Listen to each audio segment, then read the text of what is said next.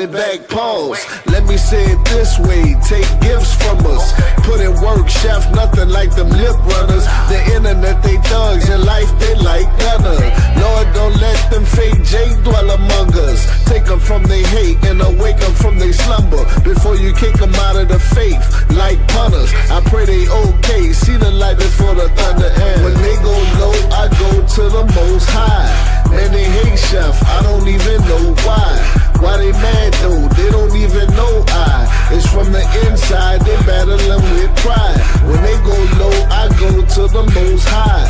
Man, they hate chef, I don't even know why. Why they mad though, they don't even know I. It's from the inside, they battling with pride. Damn, why they so emotional? This truth starting to feel like it's the Oprah show. And we supposed to be brothers with the open quotes. But niggas fighting for the power like they close to ghosts. And that's why I keep the tall me under the tall me. And chef like the Navy, more like the Army. And shout out to the priest, see he tried to warn me that brothers front too, and they never was for me. Why? I thought that we could all be friends. Then I thought again, and I went and bought a Benz, the S500, 2024, no extra miles on it. I'm blessed and while anointed. That's why I keep my eyes on the heels of Yahweh, cause he's the designer, though the devil wears Prada. In a blue dress, I never dance with her, I tell her I'm too blessed. All praises to the Father. When they go low, I go to the most high. Man, they hate chef, I don't even know why. Why they mad though, they don't even know I. It's from the inside, they battling with pride. When they go low, I go to the most high. Man, they hate chef, I don't even know why. Why they mad though, they don't even know I. It's from the inside, they battling with pride.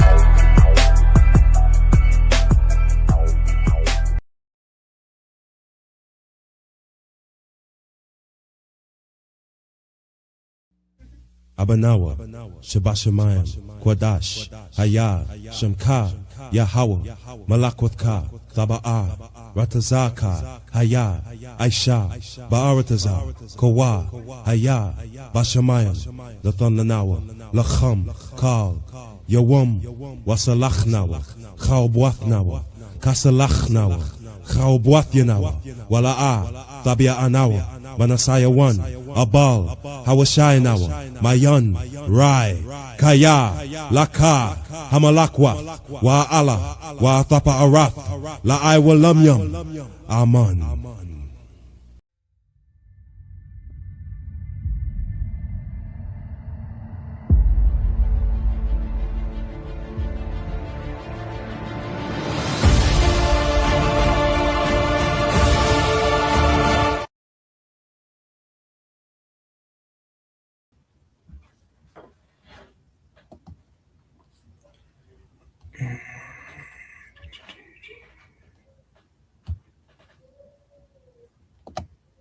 All right, y'all. Shalom, shalom, shalom.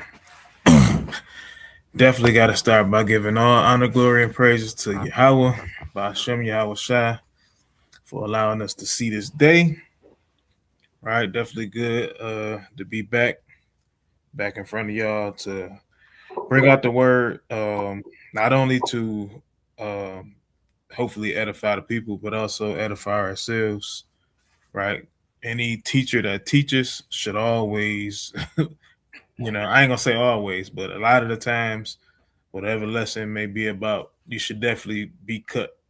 You know what I'm saying? You should definitely be cut, whether it's something that you used to do, whether it's something that you're currently doing, or something that you just recently stopped, right? So just praying that the Most High edify the people, through the videos, through the word, things of that nature. So, hey, definitely good to see y'all people.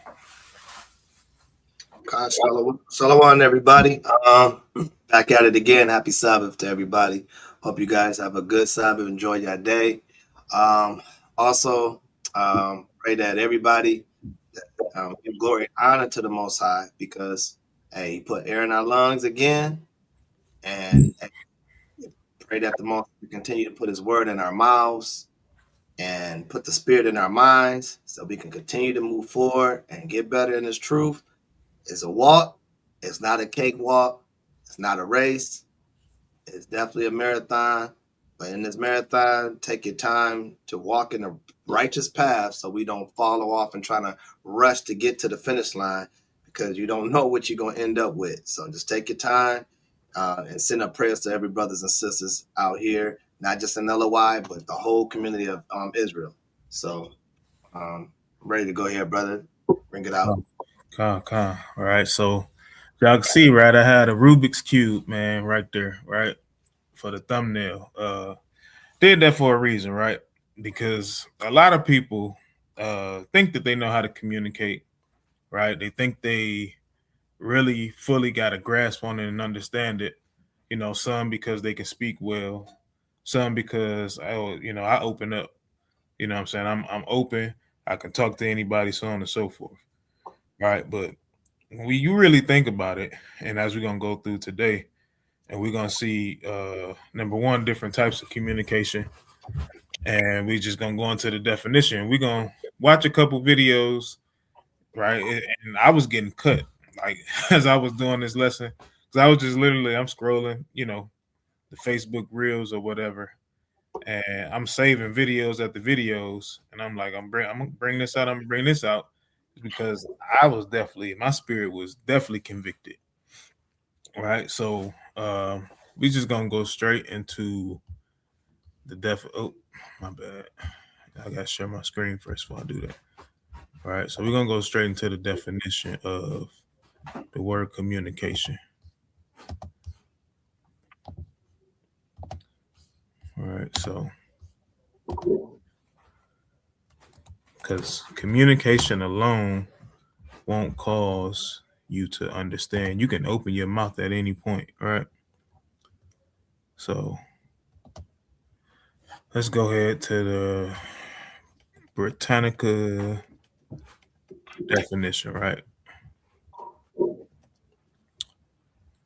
Actually, no, I don't want that one. I don't know why they don't never pop up with Webster's first, but it is what it is. All right, you can just read that right there. You can see that. So I ain't even got to click on it. All right. It says communication is commonly defined as the transmission of information. Its precise definition is disputed, and there are disagreements about whether unintentional or failed transmissions are included, and whether communication not only transmits meaning but also creates it.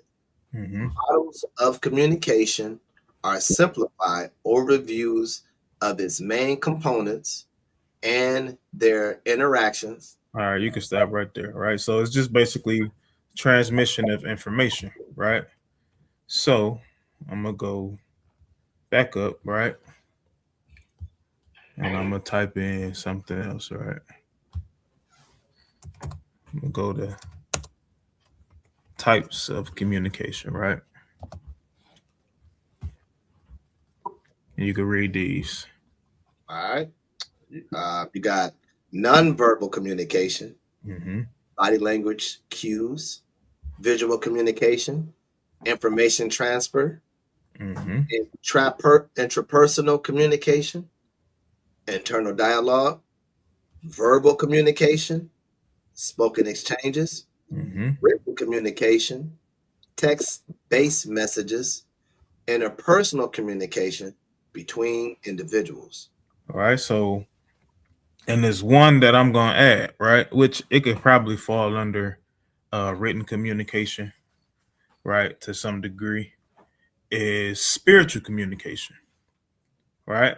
I'm gonna add that because a lot of times we don't even realize, like, spiritual communication can actually be added in all of these, right? It could be nonverbal, right? Whether they're looking at you and you're not portraying a person that's of an upright spirit, right? You're doing worldly things, you're being wicked, you're breaking commandments, right? Or you could verbally be doing that same thing, right? It could be written, right? It's clear on the page, but you don't have an understanding of what it's saying, right? So there's different types of communications that's out there, right? And like I said, Lord willing, throughout this lesson, we learn exactly what it is, right? So we're going to look up this other word, right, which most of us should know, right? Comprehending, or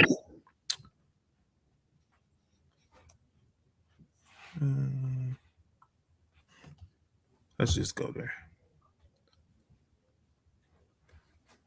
All right, so go ahead, read that. All right, comprehensive. Complete, including all or nearly all elements or aspects of something. All right, which means you have an understanding of everything that's being said, everything that's being talked about, right? And a lot of us, we be thinking that we be having it. You know what I'm saying? I know for sure that I do, right? I be thinking I be having it, right? So I'm going to bring out this particular video, right? Let me go here. And I knew that was going to do that. All right, so I'm going to bring out this video. And we're going to let this brother bring out something, right? Where you at? Where you at? Where you at? Nope. Nope. Is this it? Get this thing out of my way. Yep, this is it. So let's listen to this brother, y'all.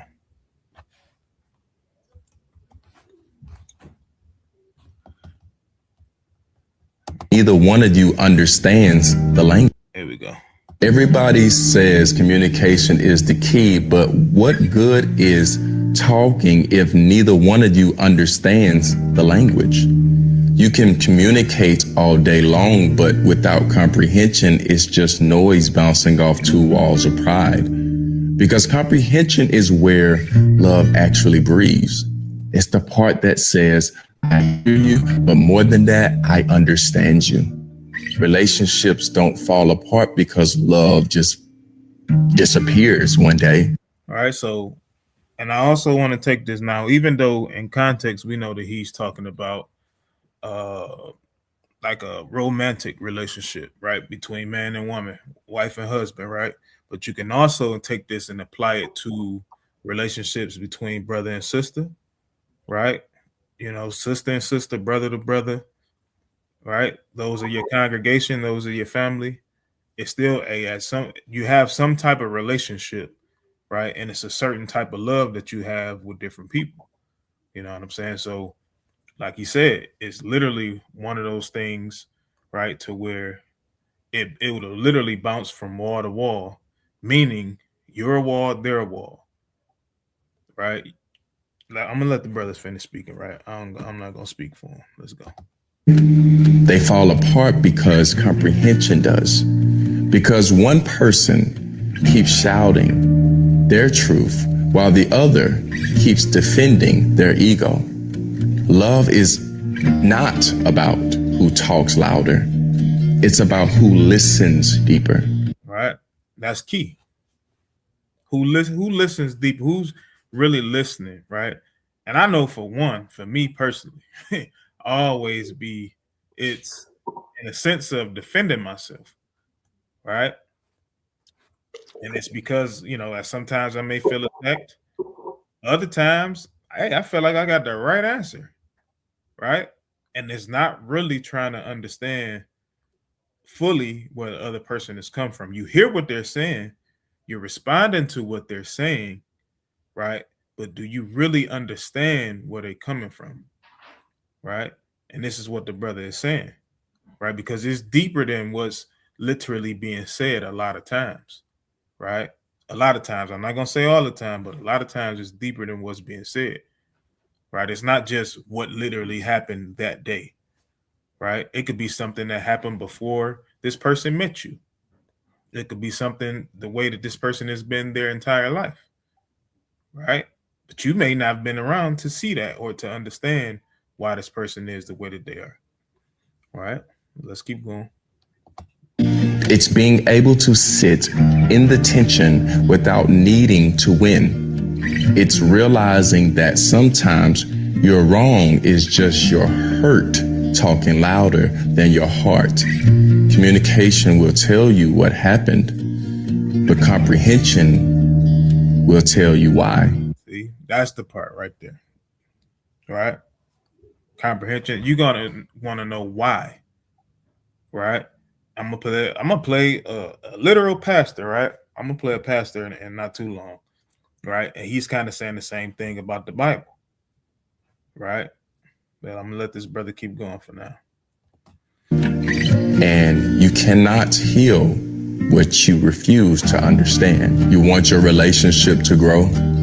You gotta stop listening to reply and start listening to reflect.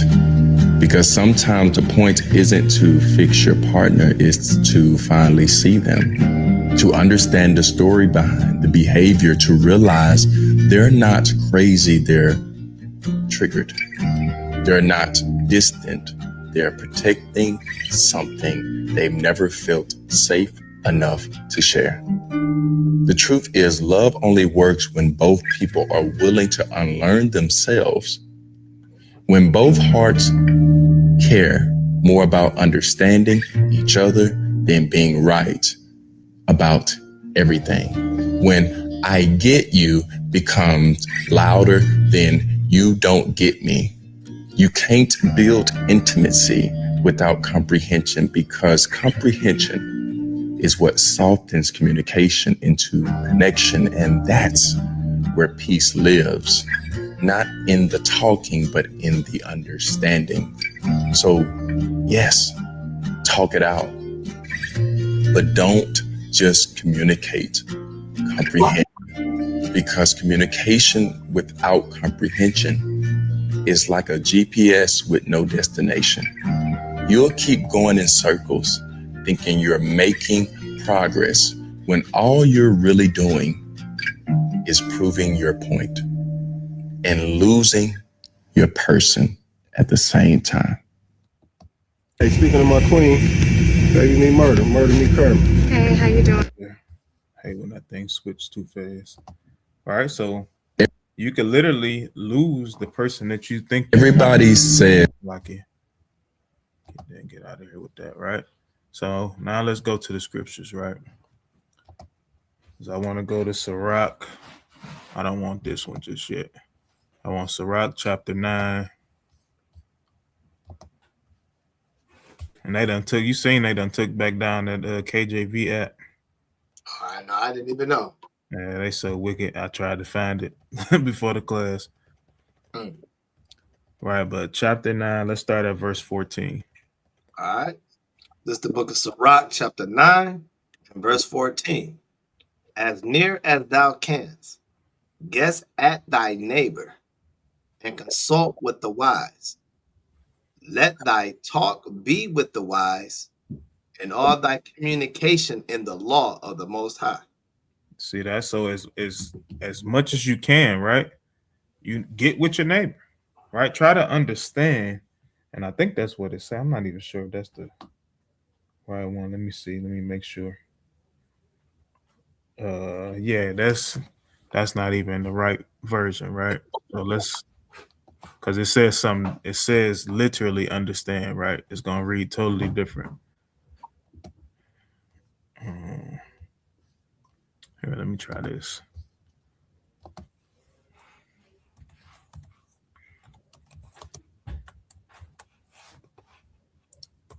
Because that version, it just tells you to literally guess.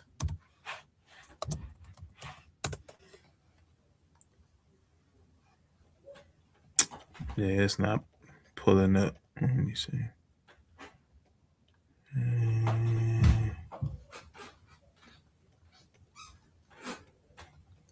That's so crazy.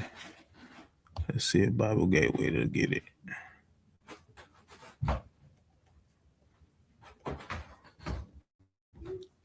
Nope. Let me see.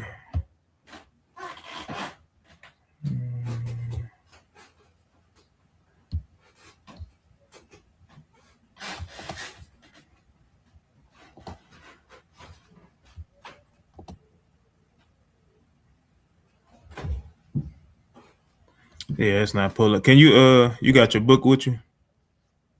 My apocrypha? Yep. Con. Yeah, I want you to read it. I want you to read it straight out of that. All right. Just because it definitely right? reads different. 9 and 14. All right. This is the book of Sirach, chapter Come. 9 and verse. This is the book of Sirach, chapter 9 and verse 14. As near as thou canst, guess at thy neighbor and consult with the wise. Let thy talk. Yeah, yours say that? Yours, Salakia, yours say that too? In your book? Yeah. Mine's literally says, I got the red one upstairs, you know what I'm saying? Because I do got the red apocrypha. They're just smaller words. But yeah, that's what mine say, the same thing as the internet. Okay, all right. So I'm gonna just read it from mine, right? It says, as near as thy can, try to understand thy neighbor and consult with the wise, right? So as near as you can get to understanding with your neighbor, right? That's what you should try to do. Don't always, like the brother was saying, don't just listen to respond, right? Listen to reflect, right? You can reflect on yourself, your own self attitude, and then you can also reflect and be like, hey, why is this person really acting like this? Or why are they saying this to me? Right? Try to understand that, because that's most important. Because then you can get a person to even open up more. Right? And not only what they're saying, you'll get an understanding of, not saying that you don't understand, but you'll get the reasoning why. And anytime you get a reasoning why, it just makes the picture a whole lot clearer. It's no difference when we first came into the truth. You know what I'm saying? Right? You'll get those people, they'll listen and literally say, yeah, that sounds right. You know, our people went through slavery, so on and so forth. Right? That's literally, you know, on the surface level. But then when you go into why our people go through what they go through, and you be like, dang, okay, we broke the Most High commandments. He said to Moses, if we didn't listen, he would put this curse on us, right? So you may think to yourself, well, why is there black on black crime, right? Boom, Deuteronomy 28:54, right? Because the world can tell you, hey, all you got to do is put the guns down. We could just come together, so on and so forth, right? But they don't have that why. They don't have the why. That's why nothing that they do lasts, right? The Black Panther Party, right? Although they still continue in the day, it's nothing how it was, you know, back when what's the brother name, Fred, when he first started it up, right? It don't have that power behind it, right? Number one, because they wasn't keeping commandments. That's simple, right? So now you get the understanding of why things are happening. It paints a clearer picture, right? So let's go back to the videos real quick, and we're gonna listen to a pastor, right? Gonna listen to this pastor and what he says about Paul's letters. All right, so let's go. I've been teaching scripture for 18 years, and I watched my entire Bible study group lie to my face last Wednesday night, and they didn't even know they were doing it. We were studying Philippians. I asked them if they knew what Paul meant when he said, work out your salvation with fear and trembling. Everyone nodded. Someone said we have to take our faith seriously. Another said it means we should be reverent. Good answers, yeah, but safe answers. So I asked, but why did Paul write that specifically to the Philippians? What was happening in their church that made him say this? And then silence. They looked at each other, looked at their Bibles, looked at their notes, nothing. And that's when I realized they didn't understand the Bible. They only understood my explanations of the Bible. The moment I wasn't there to walk them through it, they were completely lost. I'd been giving them fish every week. I never once taught them how to fish.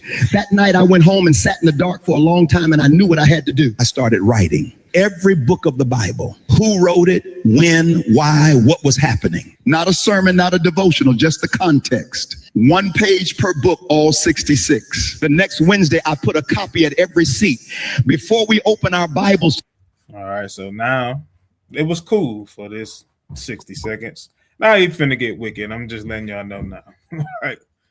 He finna get wicked because this is what he started. Tonight I said, read the page on Philippians. I watched their eyes change. One woman looked up practically with tears. I finally get it. I've been reading Philippians for years and I never understood what was actually happening. But now it makes sense. A guy said, why didn't anyone ever tell me Paul wrote this from prison while the Philippian church was dealing with false teachers? That changes everything he's saying. At the end of the night, a man who'd been in my Bible study for 6 years, a Christian for 40 years, came up to me and he told me, Pastor, this is the first time I've ever studied the Bible and felt like I actually understood what was happening. That's what this Bible study guide does. It's 66 pages, one for every book. You'll discover who wrote it, when it was written, why it was written, what was happening, all in plain language. No seminary terms, just the context you need. So when you open your Bible, you're not guessing, you're understanding. If you've ever opened your Bible feeling completely lost inside, you're far from being alone. And it had nothing to do with you. You just needed context. This guide is at 35% off right now. 35% off.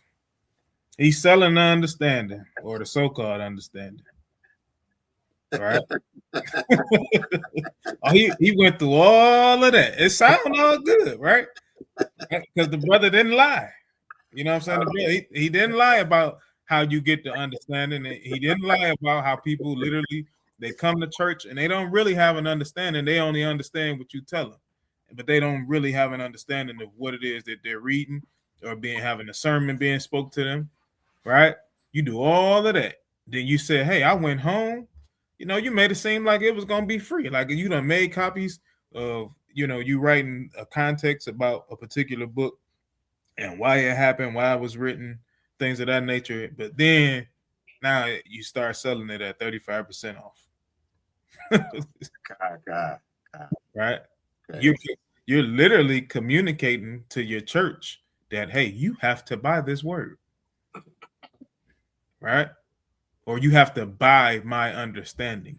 Let me put it that way, right? That's wicked, right? That's spiritual communication going wrong just right off the dribble. I was waiting for. I was like, man, I ain't seeing nothing wicked he's saying, bro. Like, what is he saying wicked? That's still that came to the end, man. I was waiting for. I think he's about to say about he can do all kind of. I thought he's gonna do a bad breakdown or something, man. But God. Nah, I mean, I don't know because I ain't paying. I ain't using that 35% off. hey, that's what you got. That's what you buy. You brought the study out. You bought one of them books. Out of your collection, man. God, man, it's crazy. It's a bunch of craziness, man. So let's go back to Sirach real quick. Chapter 9, and we can finish reading this version because it reads clear after this. Start at verse 15. All right. This is the book of Sirach, chapter 9 and verse 15. Let thy talk be with the wise, and all thy communication in the law of the Most High. All right, so don't let it be with that pastor, right? Don't get caught up giving this man money, right? You thinking you got a good deal for 35% off. You know what I'm saying? You give certain people the understanding, but then you turn around and say, hey, the rest of y'all can get it for 35% off. And people got tears in their eyes. All right, now they ain't got no money in their pockets because you taking their money. God. Well, go ahead. All right. And let just men eat and drink with thee, and let thy glory be in the fear of the Lord. Mm-hmm. For the hand of the artificer, the work shall be commended, and the wise ruler of the people for his speech. Mm-hmm. A man of an ill tongue is dangerous in his city. See that? He's dangerous in his city. Why? Because you're going to have people following in behind this man, right? Listening to every word that he says, whether it's right or wrong. He's not guessing it. This is whatever you tell me because I esteem you so high, right? You got people that literally back up Donald Trump for whatever reason, right? And he's a man of an ill tongue, right? He's a man of an ill tongue. He dangerous in the United States of America, right? All 50 states. If it's probably more than 50, but according to what they tell us, all 50 states. All right, but go ahead. and he that is rash in his talk shall be hated. All right. So, and everybody hate that guy. Everybody hates that guy, right? Can I bring something out real quick, man? Go ahead. It should be on topic, but I want to, kind of add more. Wanted to go to First Deuteronomy 28:54, and then go to James 1:19. Right. So I don't want the whole 54 though, right? Because we know that this is the curses, and Israel definitely have a problem of listening. Right. All we do is want to talk instead of hearing or really listening. I would say that we rather talk and not listen. Right. We hear, but we don't want to listen. So let's start at verse 54. All right. This is the book of Deuteronomy, chapter 28, verse 54. So that the man that is tender among you and very delicate, his eye shall be evil toward his brother, and toward the wife of his bosom, and toward the remnant of his children, which he shall leave. So with this curse, right, we see that in a lot of our communities.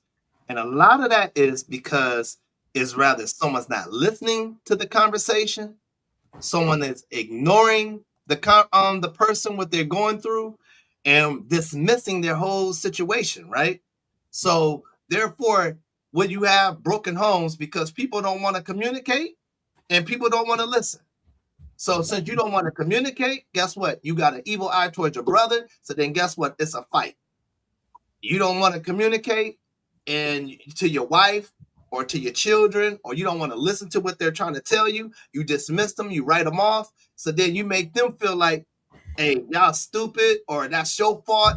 You should have done this. You should have done it that way. You know what I'm saying? Instead of just listening, right? Because at the thing that Israel like to do, we like to hear, but we don't listen. It's a difference, right? Listening is where you can catch everything and just know exactly where someone is coming. People that just hear, you just hearing words.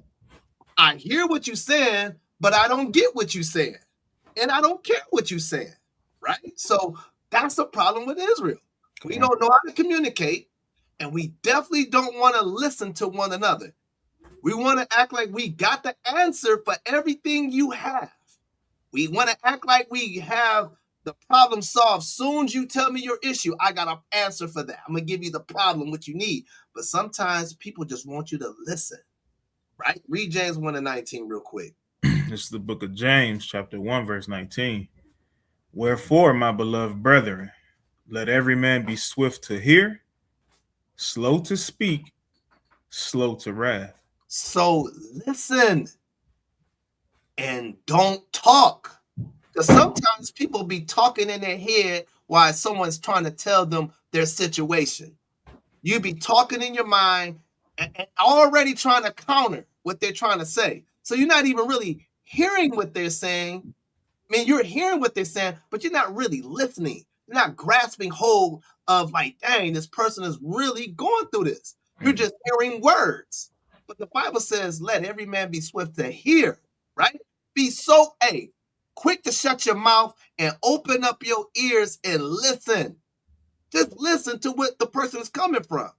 And slow to speak, because we always want to cut people off. We want to cut people off because we want to make sure that our answer is the right answer for you. And your answer ain't always right for everybody. Sometimes a person just needs you to listen to what they're saying, not hear, just listen. And then guess what? Slow to wrath. Because when you don't cut nobody off when you're going through your thing, it slows down an argument. Right? You just listen to where the person coming from. Because when a person is coming from somewhere in an angle that they want you to listen to what they're trying to say, you create an argument when you cut them off. You know what I'm saying? Because you already like, I'm dismissing that. Because that's what it is. It's really what you're saying. The person is giving you signs that they're dismissing your conversation. We're not supposed to do that. And guess what? We're all guilty of that. And we don't realize we do it.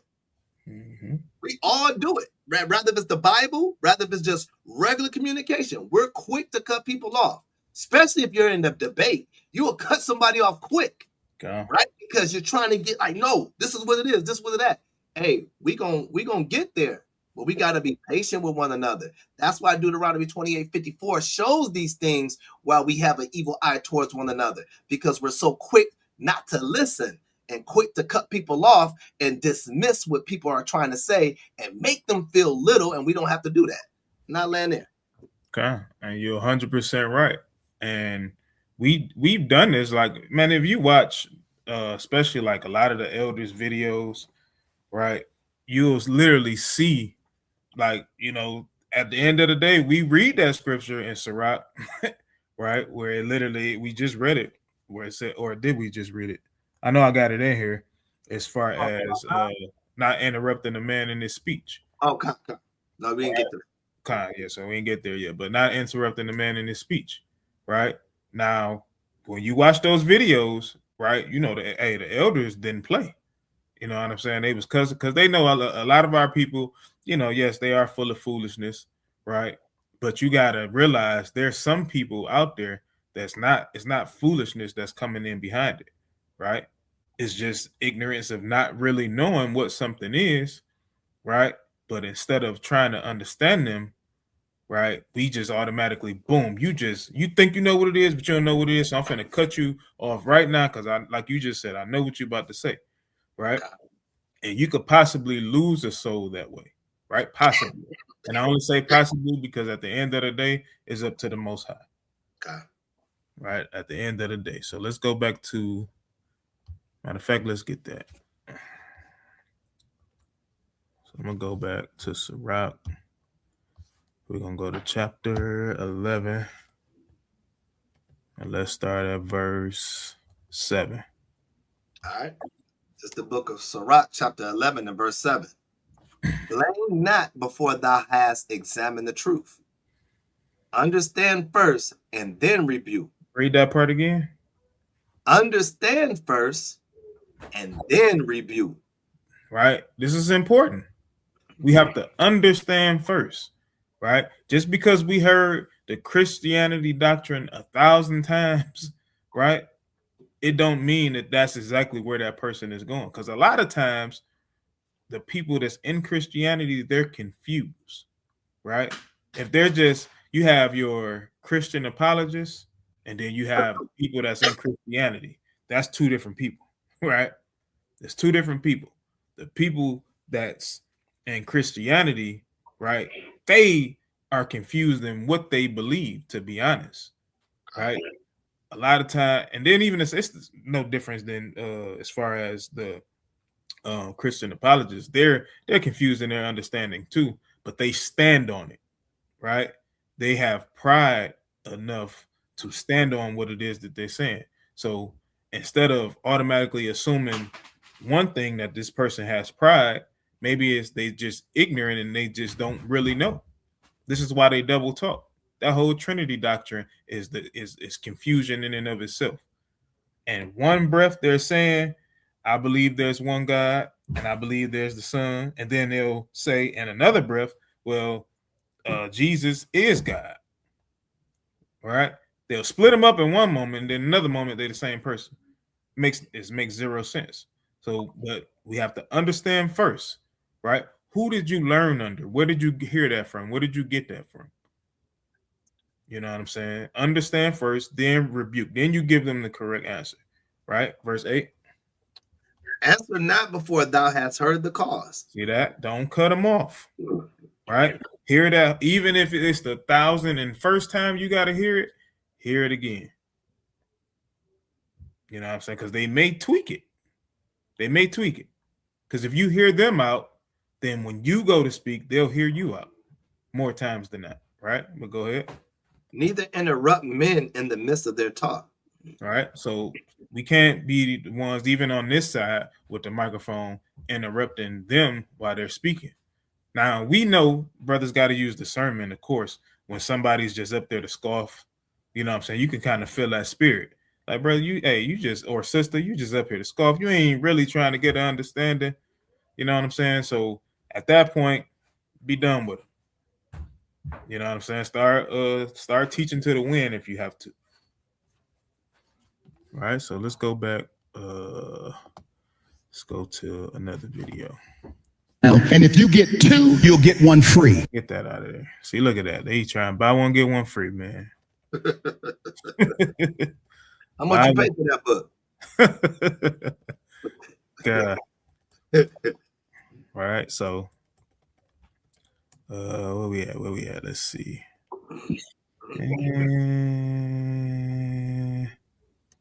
Nope, let's go here.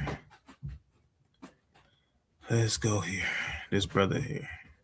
Or maybe brother. It might be him, Mike.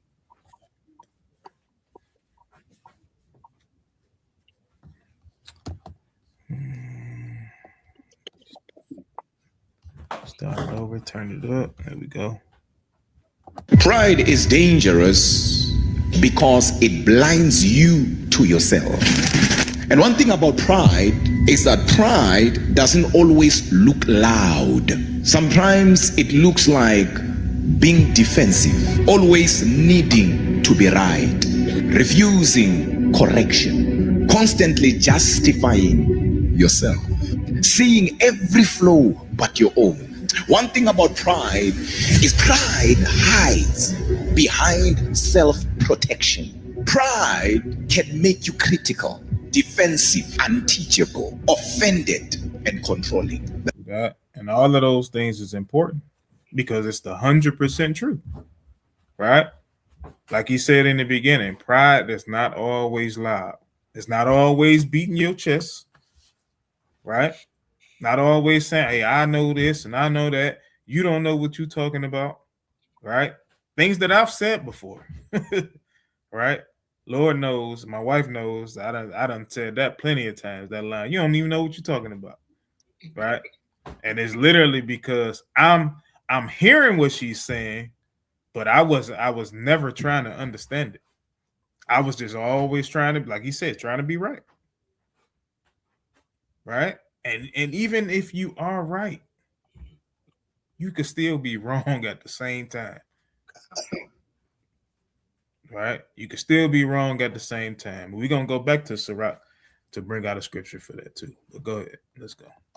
That is pride. Pride can convince you that everyone else is the problem. One of the clearest evidences of pride is that you only see you, your pain, your opinion, your perspective, your achievement. You only see your desires, your importance, your needs, your hate, your offense. Pride is so dangerous that it makes correction look like or feel like rejection. Somebody wanted to correct you, but because of pride, you interpreted what they were trying to do as a rejection. That's pride. I've seen people with all the anointing one can ever desire. I've seen people with greatness but no way because of the invincible sin called pride. I've seen pride hijack people's destinies. And when we are talking about destinies, we are also talking about things like relationships.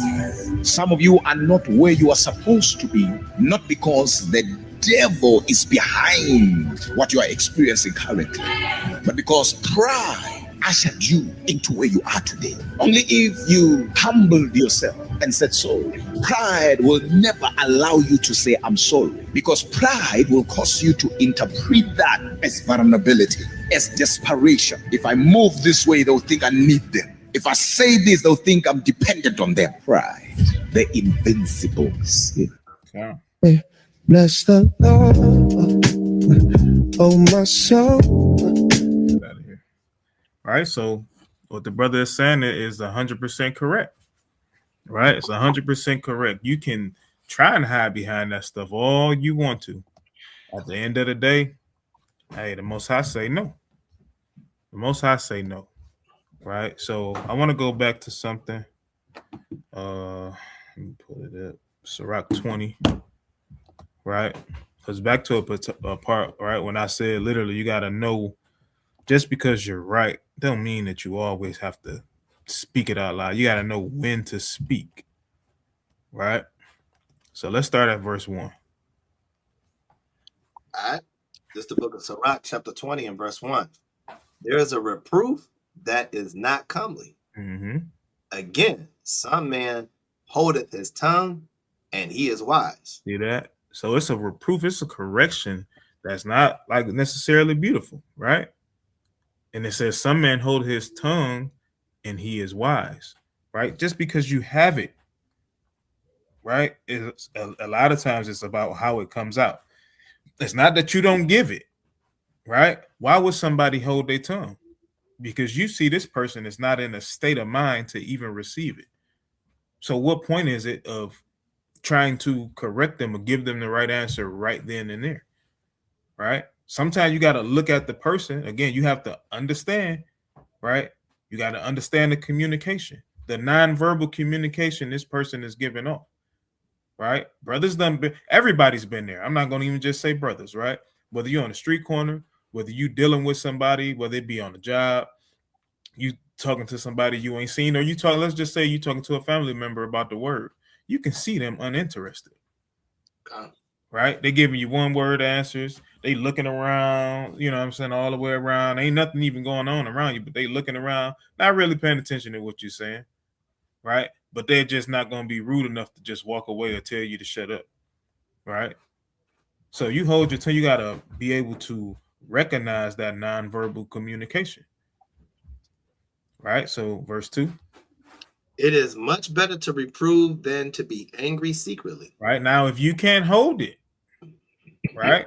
If you holding your tongue, it's gonna make you angry, right? Then you have to. Sometimes you gotta let it out, right? But always understand that this person is not going to be able to may not be able to receive it, right? It's always that type of what could be you or the other person, right? And this is a self-reflection class as well. You know what I'm saying? Because again, we not even always in the right spirit to give the right answer. Right? But go ahead. And he that confesseth his fault shall be preserved from hurt. Mm-hmm. How good is it when thou art reproved to show repentance? See, that's a great thing, right? Go ahead. For so shalt thou escape willful sin. All right, that's how you get rid of that, right? Acts 3:19, repent. Right? So let's jump down to verse 6. All right, verse 6. Some man holdeth his tongue because he have not to answer. Right, and you should. If you don't have the wisdom, the knowledge to give an answer, hey, just sit back, relax. Right, go ahead. Because he have not answered, and some keepeth silence, knowing this time. See that? Some keepeth silence, knowing when the right time is. Right? Hey, brother, I seen you irate right now. You know what I'm saying? I'm going to either catch you tomorrow. I'm going to give you, 10, 20 minutes or whatever, and then I'm going to try again. Right? You got to know when to speak. Right? When to correct, when to rebuke, when to sit back, understand. Right? Go ahead. A wise man will hold his tongue till he see opportunity. Mm-hmm. But a babbler and a fool will regard no time. Oh, he's just gonna say whatever come on his mind, right? I speak my mind. I ain't holding nobody up. Right? You gonna do that, and guess what? You gonna start offending people. You gonna start losing people, so on and so forth, right? And no, this is not the person that's lit. Like when you come in with correction, nobody's calling you a fool, right? But it's just letting you know that, hey, you have to pay attention, right? Because especially when it's correction from the Most High book, if you see somebody out there, some homosexuality act or whatever, you rebuke them. There's nothing wrong with rebuking them right there, right? At the end of the day, they're not promised to see the rest of that day, as we know that that's a sin unto death, right? So you let that be known. Right. But when you're doing, whether it be a counsel or, whether somebody come to you with something or whatever it is, right. Sit back, try to understand what's actually happening. Right. Try to understand what's happening. So let's go back. I wish I would have put these things in order. Right. We listened to that one. Right, so let's listen to this brother, right? Listen to this brother.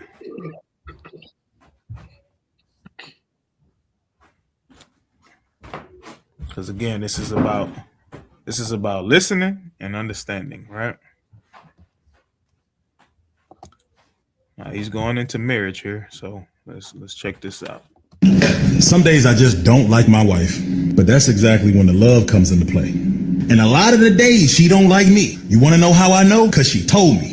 And that's okay. See, society got things all twisted up. They got like and love mixed up, thinking that just because y'all going on a vacation together that y'all are showing each other love. Just because y'all taking nice, cute pictures all the time and he brought you a bag of food from work and you wasn't expecting it, that's love. Y'all showing each other love. No, fool, y'all showing each other like. That's the moments when you like each other. The like, it comes and goes. It comes together and it fades. Okay, so I agree with that, right? I agree with that.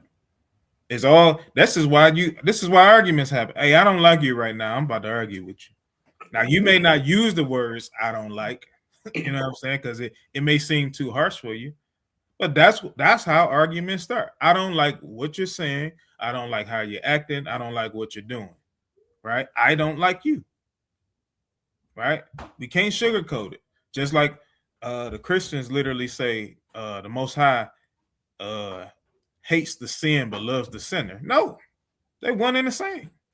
So it's the same thing with our marriages. Hey, especially if I got an attitude at you right now, you not liked. It's okay. Right? It's okay. It don't mean you don't love me no more. It don't mean you want no divorce. It don't mean you want to leave me. It don't mean you want somebody else. Right? But that's what our people interpret that as. Right? And a lot of times this is why divorce rate's so high. Or let's just say people not even getting married. Right? They're not committing to each other.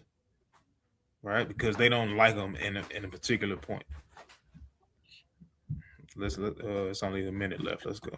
Ain't nothing wrong with life, but don't get it confused with the love. Get this, love is proven in the tension, in that silence right after a fight, in choosing to go the softer route when your ego wants to be right. And some days your husband or wife, they gonna push your buttons like they trying to break the remote. But real love says, even though I don't like how you acting right now, I still choose you and I still got your back. Because being married is not a constant feeling that you feel every day. Being married is a daily decision to choose to love the other person in spite of how you feel. So look, if you ever had a day when you loved your spouse, but you didn't like them, ain't nothing wrong with you. You're not broken. You married. Just keep showing up to the fight. And go ahead and share this video with somebody who you know has been choosing love in spite of not liking somebody. We're trying to help all of us get through this thing together because marriage is crazy. I know. And if today is one of those tough days when you don't like your spouse, don't give up. Pull up, stay in the fight. Now, if you'll excuse me, I gotta go tell my wife I'm not mad at her for washing my white socks with my dark socks. But it's simple. Pull up. Women think that they do it all, and they don't. We don't. I do a lot. I ain't fast enough. All right, so let's go right back to the scriptures, right? Because it's no different than Yahushua, right? So let's go to Ephesians chapter 5. Right. Start at verse. I'm gonna go up further. Let's start at verse 22. All right. This is the book of Ephesians chapter 5 and verse 22. Wives, submit yourselves unto your own husbands, as unto the Lord. See that? Go ahead. For the husband is the head of the wife, even as Yahushua is the head of the church, and he is the savior of the body. Therefore, as the church is subject unto Yahushua, so let the wives be to their own husbands in everything. All right, go ahead. Just the point. Husbands, love your wives, even as Yahushua also loved the church and gave himself for it. You see that? So you think Yahushua liked us all the time? Right? If we see how Yahushua talked to the Sadducees and Pharisees, you think he liked them all the time? Right? You think he liked Peter all the time? Right? Even though Peter was his homie, his road dog. You think Moses liked the Israelites all the time? right? He broke it. He broke his staff because he was pissed off at us. Right? So it's the same thing, brothers and sisters, in your marriages, right? This is about understanding the communication that's being had. Hey, although I don't like you, like the brother said, hey, I still love you, right? I'm still gonna, hey, let's not like each other together, right? I don't want to like you and be with somebody else. Like the brother said, that's what real love is. This is how Christ loved the church and gave himself for it. Right? Because although he didn't like us, right, in the time of his blood being shed, but he loved us that much, right, that he continued to do his job of what he was sent for, even though he didn't like us. Right? Even though we was committing a bunch of wickedness, even though we said, hey, kill that man. Right? I know I ain't gonna like nobody to tell that say kill him or kill me, right? So I know Yahushua, hey, he ain't like him, right? But he loved the Most High first and foremost, and then he still loved us to give us a chance to repent from all of the wicked things that we've done. Hey, can I bring up Matthew real quick, man? Kind of going in what you just saying. This came to my spirit, Matthew 13 and 13. Right, it's kind of going in what you said, like, because sometimes you can be frustrated when people don't comprehend what you're saying. You'll see Yahushua he definitely get frustrated, right? Because you know that the people are so distracted.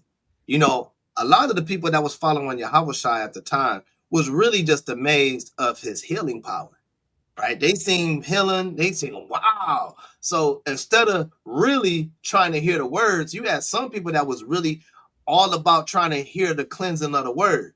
Some was looking at Yahushua, hey, do that again. Heal him. Heal that. Oh, man, hear that. Or some of them just like to hear his speech, but not really listening.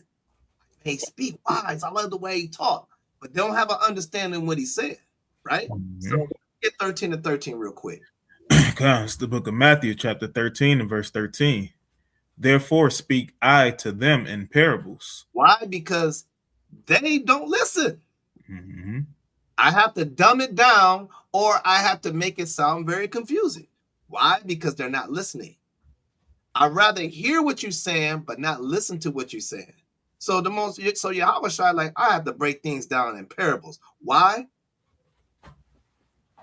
Because they see not. They see him healing, but they don't see as the Father that's really doing it. Right? Again, they looking. Wow, look what he can do. Look what he can do. They see it, but they don't really see as the Father, right? Go ahead. And hearing, they hear not. They hear me speak, but they not even really listening to my Father. See, they like what I do and they like what I say, but they're not reading their word. It's some of our people like that. A lot of our people love to hear that we're Israelites, but they don't want to listen to when we say you got to keep the commandments.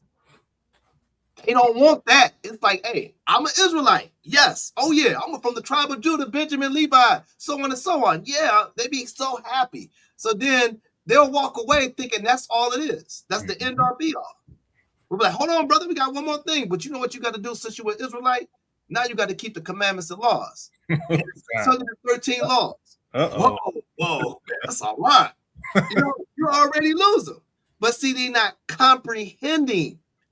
They're just hearing that, hey, we Israelites, but they're not listening to the whole message, right? See, you got to allow your spirit to take over and not your flesh, because it's the same thing when the people were listening and watching Yahushua, they were carnal mind. That's why they didn't have no understanding, because they thought it was him that was doing the healing, and then they thought that he was possessed, right? They're like, oh, he has a devil in him, right? Oh, man, he's who would he think he is to say stuff like that against what the Pharisees are saying? I don't like that. So guess what? They're not listening to the word of God. They're listening, they're hearing in a carnal mindset. Finished it off? Neither do they understand. They don't understand because you don't understand who the Father sent for the job to do. the people today, they don't understand the prophets that sent out here today to do the same thing what the disciples were doing, and so on all the other prophets. Go ahead. And in them is fulfilled the prophecy of Isaiah, which saith, by hearing ye shall hear, and shall not understand. And seeing ye shall see, and not perceive. Right, you shall see the prophets on the corners teaching, but you're not going to perceive it. Power Rangers, clowns, people that ain't got jobs. That's what we hear. What they doing? They sound stupid out there, right? They don't perceive anything, right? Verse 15. For this people's heart is wax gross. Right, hard-headed. Their mind is so stuck and it's stuck on stupid that they don't even want to listen, right? So they don't comprehend what we're trying to say. Go ahead. And their ears are dull of hearing. Right, because you know why? It's too much rap music in their head. Right? It's too much movies in their head, too much sports in their head. Right? So they don't want to hear the spiritual thought, the spiritual word of the Most High, right? Go ahead. And their eyes have they closed. Right. They can't see what's going on. Right? Go ahead. Lest at any time they should see with their eyes, hear with their ears, and should understand with their heart. And shall what? And shall understand and should understand with their heart. Right. So your mind can't be wax gross, full of crap in there, full of distraction. Because that's why you don't see and hear, because your mind is full of distraction.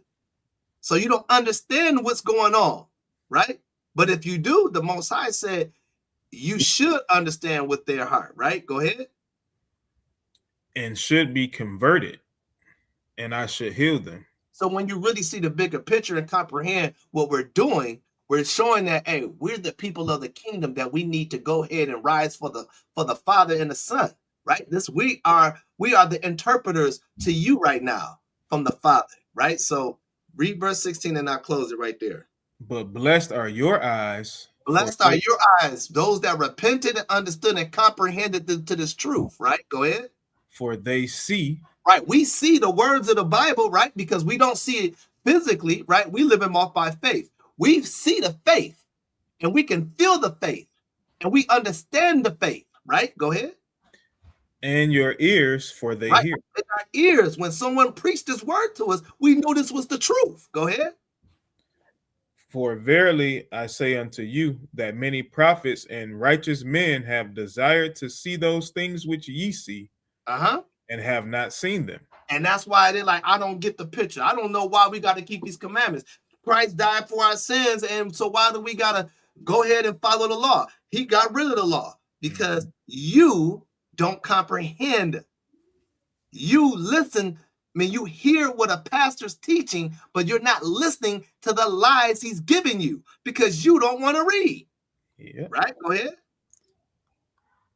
And have not seen them, and to hear those things which ye hear, and have not heard them. That's why you never heard it, because you are not listening to the real prophets. The real prophets is going to give you the laws, the breakdowns. We're going to go from old to the new. We're going to show you what it is. We're going to show you pictures. We're going to give you everything you need to understand this is the truth. So therefore, comprehend this truth, because this is what it is. Our people of Israel lack comprehension, and that's why 2/3 got to go.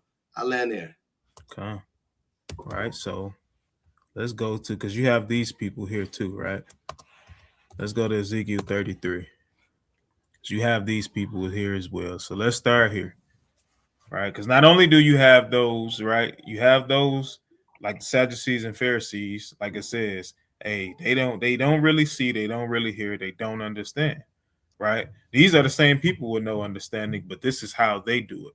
Let's go start at verse 30. All right, this is the book of Ezekiel, chapter 33 and verse 30. Also, thou son of man, the children of thy people still are talking against thee by the walls and in the doors of the houses.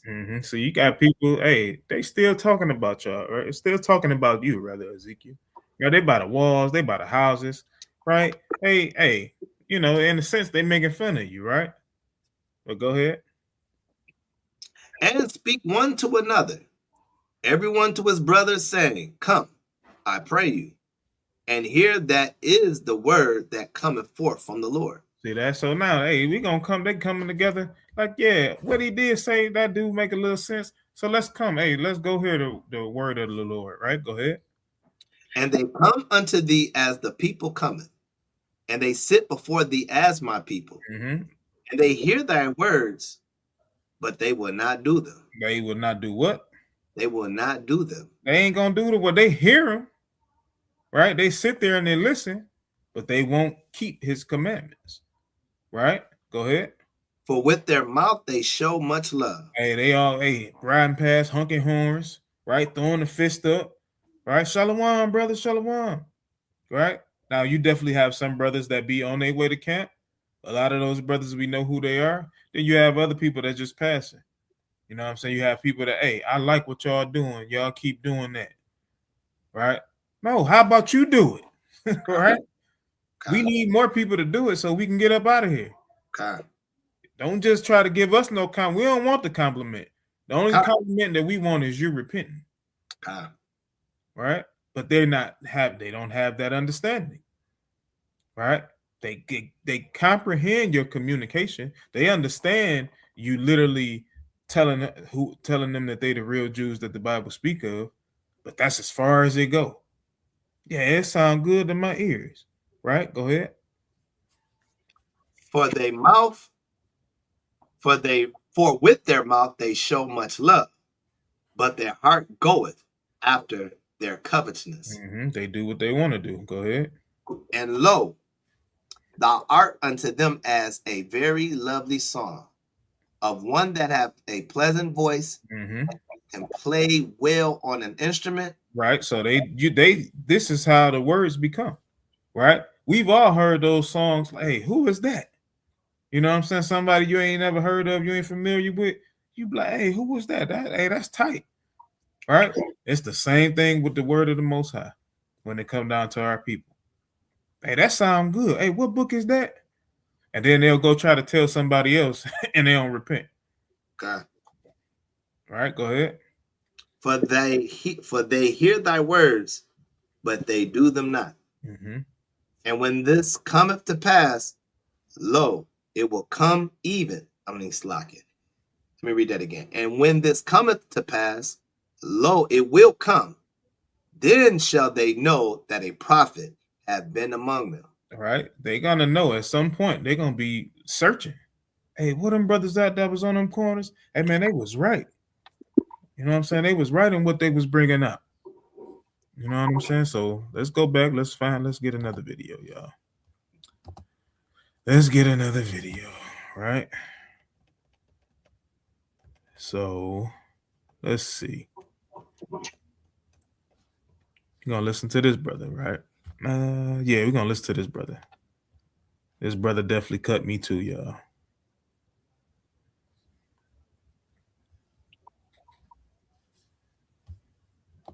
All right, so, and I'm gonna try not to interrupt, just so y'all can hear exactly how the brother bringing it out. Here's the step that everybody missed. If we're together, right? And I just told you that I've been feeling neglected, unwanted, and that's really hurting my confidence and security in the relationship.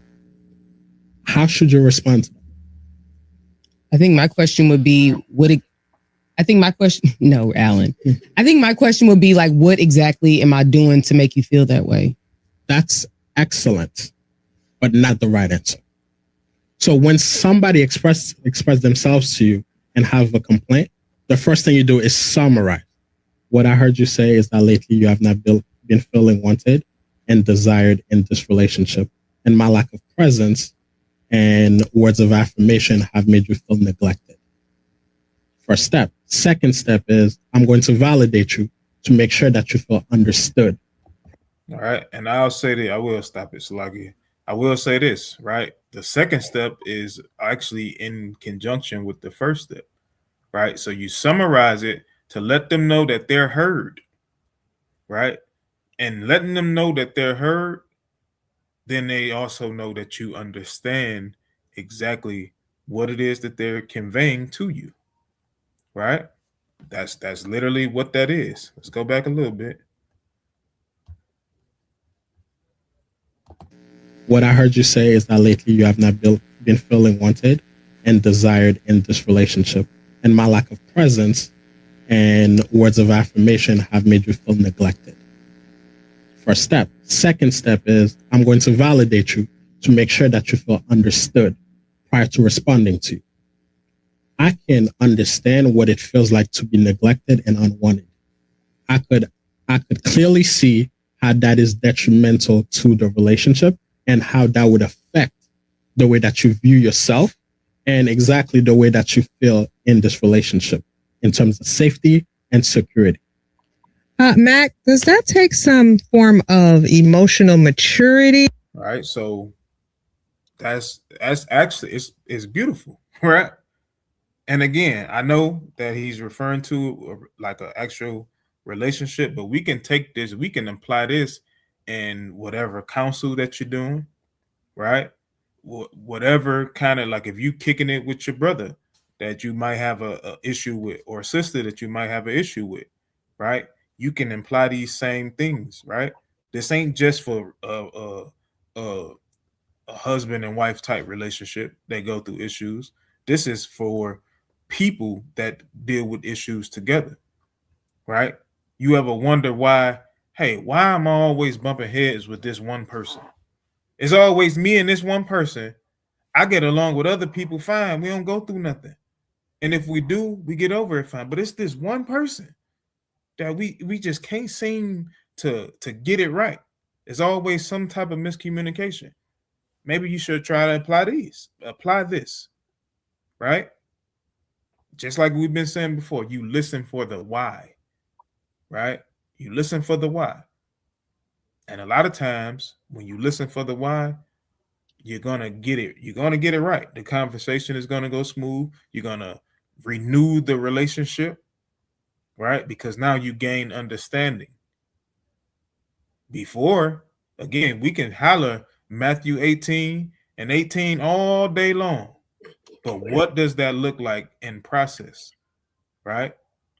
What are the words? Yeah, you can go to your brother or sister, but how are you going to him? Right? What's the tone of your voice? What's the words that you're choosing to use? Right? If you don't have the right words, like, you know what you're saying to yourself. Like you said before you even say it out your mouth, a lot of times, unless you're just one of those people that just speak without really, just out the blue. But a lot of times, if you're listening to the other person, right, you're literally talking inside your own mind. So you're not hearing what the other person is saying. Not fully, right? You hear the words, but you don't hear the why. All right, so let's keep going. Some emotional intelligence. So I have one more step. I had a question for this. One more step. Like in real life. You can definitely TV, Mac. Do the final step. You can definitely do the final step. Yes. So the third step is, do you feel understood? You asking me? Yeah. No, he's saying, after summarizing and I've validated, I'm going to ask you, do you feel understood? Yeah. Because I cannot respond until you felt heard. See that? And that's what a lot of people, I miss this 100%. Right? 100%. You shouldn't respond. I'm not going to say you can't, but you shouldn't respond until you really know that the other person has felt heard. And that you know that I understand everything that you're saying, right? And I'm going to reply after that, right? I'm not just going to cover it up. I'm not going to put my feelings on top of your feelings, and now we in a big old mess, right? And now you get to going, well, back and forth, well, you said this like this, and you did this, and this is why I responded to this, and this is why this is happening. No, you summarize what they're saying, right? After you summarize it, you let them know. You ask them, not let them know, Sluggy. You ask them, did you feel heard? Do you think that I understand what you're saying? Right? Let the brother finish.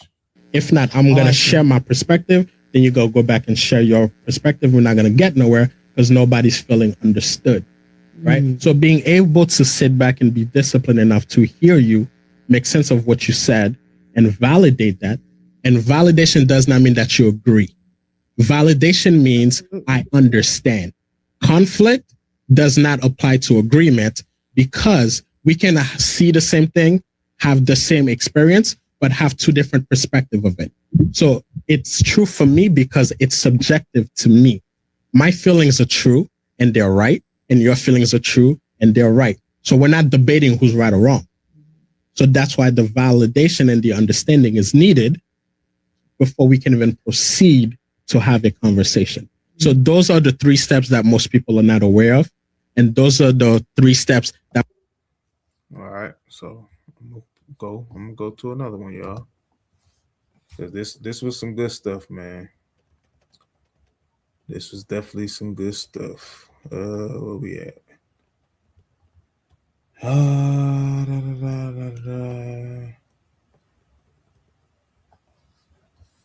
Let's go. Let's go here. Right. Same brother. Similar message. Let's go. A conversation about how you feel is not supposed to turn into a fight. And if every time you express yourself, it turns into an argument, something is already broken in the communication. Because sharing your feelings isn't an attack. It's not a debate. It's not an invitation for someone to defend themselves like they're on trial or something. It's information. It's vulnerability. It's trust. When someone tells you how they feel, they're not saying you're a bad person. They're saying this is what's happening inside me. But a lot of people don't hear feelings. They hear accusations. So they get defensive. They get loud. They start interrupting. They start explaining instead of listening. And that's where things go left. Because now the conversation isn't about understanding anymore. It's about winning. And when you try to win a conversation about feelings, you lose the relationship. Right? You lose every time because you're trying to win with your feelings. You're trying to defend yourself, and this other person is doing the same thing. Right? And if we realize that, I'm not saying that we can stop this, right? Even with this information, right? You can make it better because at times that flesh is strong, y'all. And it's like, man, I can't hold my tongue no more. I got to say it like this. You know what I'm saying? But if you can do it, you know what I'm saying? And this is why lessons like this have to come out, because you actually can do it, right? You can do it. It can be done, right? And if we make it more regular, it's going to become just like we made fussing, fighting, and arguing regular, and it feels good to the flesh. We can make this feel good to the flesh, right? But it has to be practiced. Healthy communication looks like curiosity. It sounds like, help me understand, not here's why you're wrong. It creates space instead of tension. It brings clarity instead of chaos. If someone can't let you speak without turning it into a battle, it usually means they don't know how to sit with discomfort. They don't know how to hold accountability, and they definitely don't know how to listen without taking everything personally. And that's not your fault. You're allowed to express yourself without being punished for it. You're allowed to have emotions without having to defend them. You're allowed to be heard without it turning into conflict. Communication isn't supposed to feel unsafe. It's supposed to feel constructive. If every time you open your mouth, you end up apologizing for how you feel, that's not communication. That's emotional shutdown. And over time, that silence will cost you more than the argument ever would. So remember this. If someone really values you, they won't fight your feelings. They'll try to understand them, because real connection doesn't come from being right. It comes from being willing to listen. Okay. Right. They got to be a willing participant, right? And I'm going to symbolize this, right, before we move forward. With Matthew 5:37, right? Symbolize it. How should I symbolize it, right? So go ahead and read that. All right, there's the book of Matthew, chapter 5 and verse 37. But let your communication be yea, yea, nay, nay. For whatsoever is more than these cometh of evil. Right, and this is how arguments start, because it becomes more than yea, yea, and nay, nay. Right? It becomes, well, you did, well, you said, well, you act like this. Well, you ain't listen to me. You weren't trying to, right? If you let it be yay, yay, hey, I hear you, I understand you, right? But and you take the steps to do that, right? Because everybody, we're not in those bodies to where you can literally hear a person say what they say and believe them for what they say, right? Because in the back of your mind, even though somebody's being straightforward, hey, it's something hidden under there. Do they really mean this? You know, you start speculating. You do that a lot. I know sisters do it a lot with text messages, bull. Them text messages come through. What's she mean? Why she say, you see this? You know what I'm saying? Oh, I seen, hey, she liked all my messages except, hey, everybody liked my messages, but she didn't like mine. She liked everybody else. Hey, dog. Now, hey, I'll be honest. For whatever reason, y'all sisters do communicate like that. I'm gonna let you know I don't like you. I'm gonna like everybody else. Right. That's crazy. Right. But some, I'm not gonna say all, some do that. God. Right. Some do that. It's a well-known fact that definitely some do that. But again, if you let your communication be yay, you ain't no speculation gonna be needed. Right? If you take the time to let this person know, hey, I understand what you're telling me, right? And I'm talking about being genuine with it, not no be like, yeah, I hear you. But let me say this, that's not genuine. You know what I'm saying? That's not genuine. You ain't really hear what the person was saying. All right. But you got anything you add? I'm gonna switch lanes. We still stand on communication, but we're gonna go to another subject. Yeah, let me get that. What is that scripture where it says, let not evil communication corrupt the good manners? Is that Romans? No, that's Corinthians. I got that on here too, but we can go ahead because I was actually gonna skip it, but we can go ahead. Because that just came to mind when you said that, right? And that's the thing, man. We get the days of the times we living in. We love texting. We love to communicate through words instead of just having a conversation. So, yo, what's up? Da. You know, and don't get me wrong, it can be convenient. It can be really well, especially if you're doing something and you want to get something out real quick. Boom. But having like a conversation like on the phone and just constantly texting one another, I think that's kind of like weird. Like why we ain't talking, but you can text me for a whole hour, but then you would say, I'm busy. Right. That's hard. I get it. But you busy texting though. I get it. All right, but yeah, let me get 1 Corinthians 15-33. It's the book of 1 Corinthians chapter 15, verse 33. Mm-hmm. It says, be not deceived. Evil communications corrupt good manners. That's what it is. Like, be not deceived. Evil communication corrupt good manners. Like you was just saying. That's what made me think of it. I don't understand why people do that. Like, in a way of, I like your messages. I like everybody. I love everybody. But when it comes to yours, I don't say anything. I don't get it. I think that's childish. I think it's definitely not the Most High and that's not showing love to your neighbor. Like, because you know what you're doing when you do stuff like that. And I think that's like, I don't get what you get out of that. It's like, it don't make sense. But again, evil communication corrupt good manners. It messes up relationships. You know what I'm saying? You know exactly what you're doing when you're doing that. And this is why Israel be having a problem. But then you want to say like, hey, you all about the Most High. You say that you love God, you would do everything, and you are a helpful person, you are a loving person, but you do stupid stuff like that. And then you think that people, like you said, you think that people don't see it, man. People see that.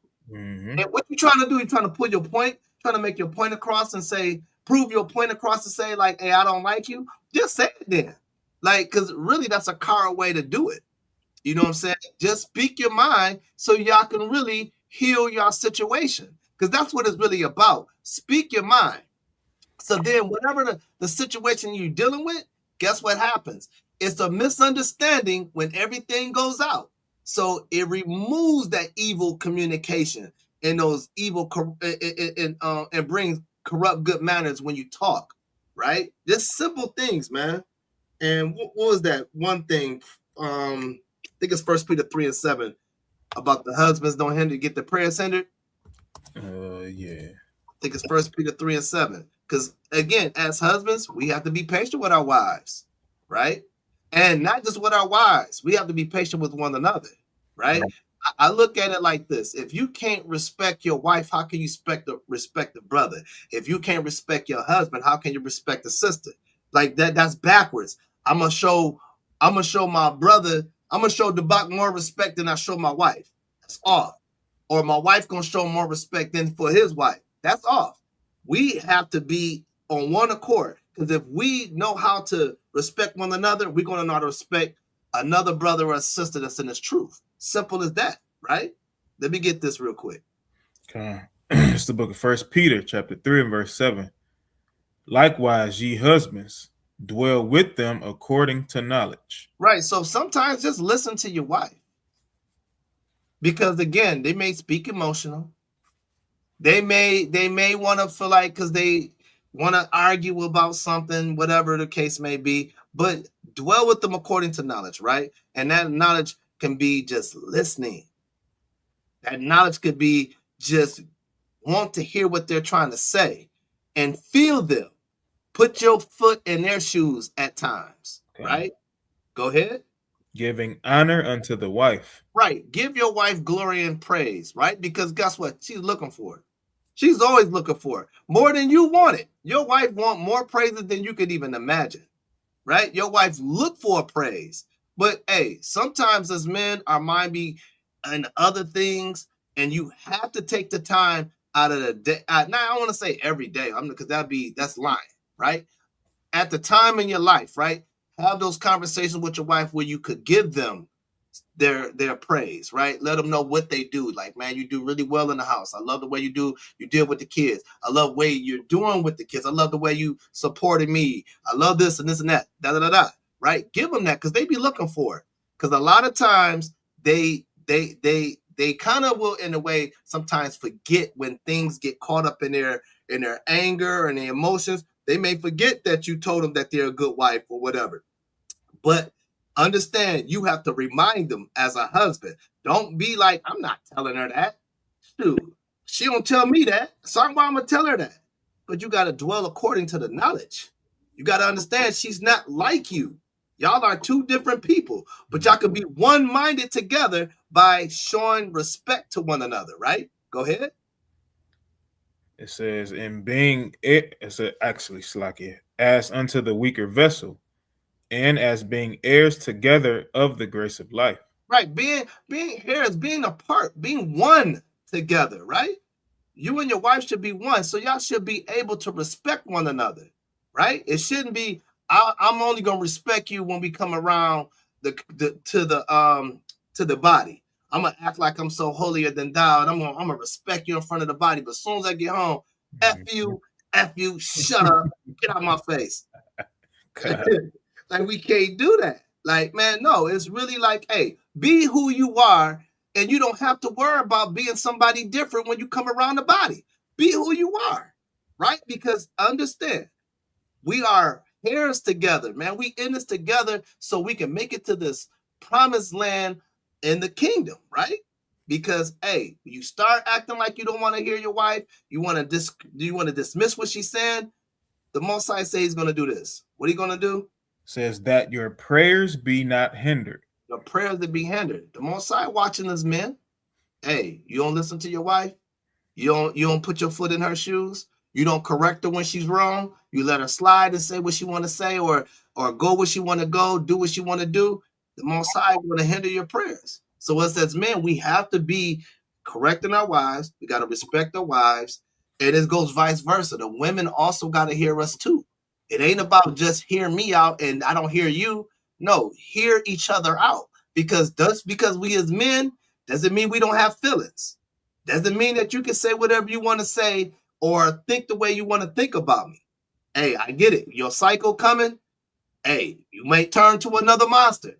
I get it. But guess what? You still have to dwell according as me as your head, or vice versa. I gotta deal with you according to you as my wife. So hey, just keep it all in one thing and comprehending one another. Okay. All right, let's see. I may. Do I want to?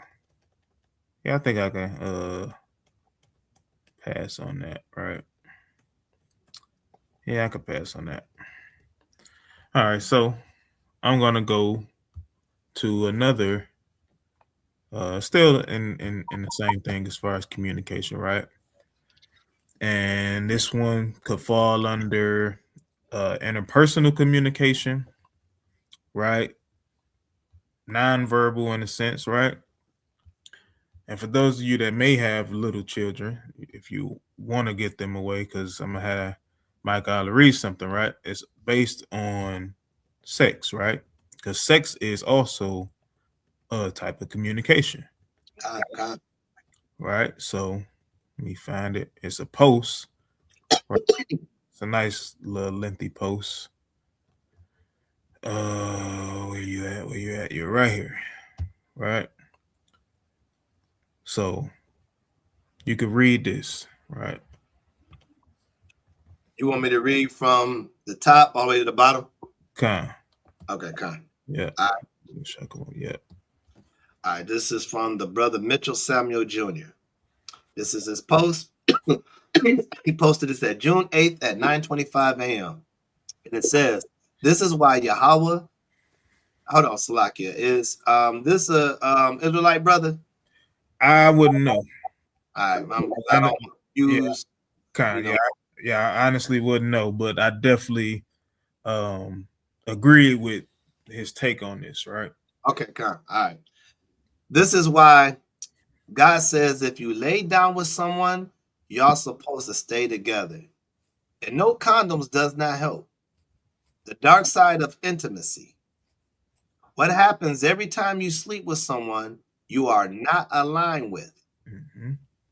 People think sex is just pleasure, just fun, just two bodies touching each other in the dark. But if you have lived long enough, you already know the truth. Right, or at least you should know, right? At least you should know. And we know that this younger generation has no clue, right? And we were once there, right? You know what I'm saying? You trying to talk to this female, that female, right? It was almost like a accomplishment. It was a badge of honor for you to get with a female and sleep with her. You know what I'm saying? And you being young, as a young man, you telling your boys, hey man, I smashed such and such. You know what I'm saying? I done did this. It's almost like an accomplishment, right? Not knowing that you're literally communicating, right, on a spiritual level with this woman, right? On a spiritual level with this woman, right? Let's see what else the brother says. All right.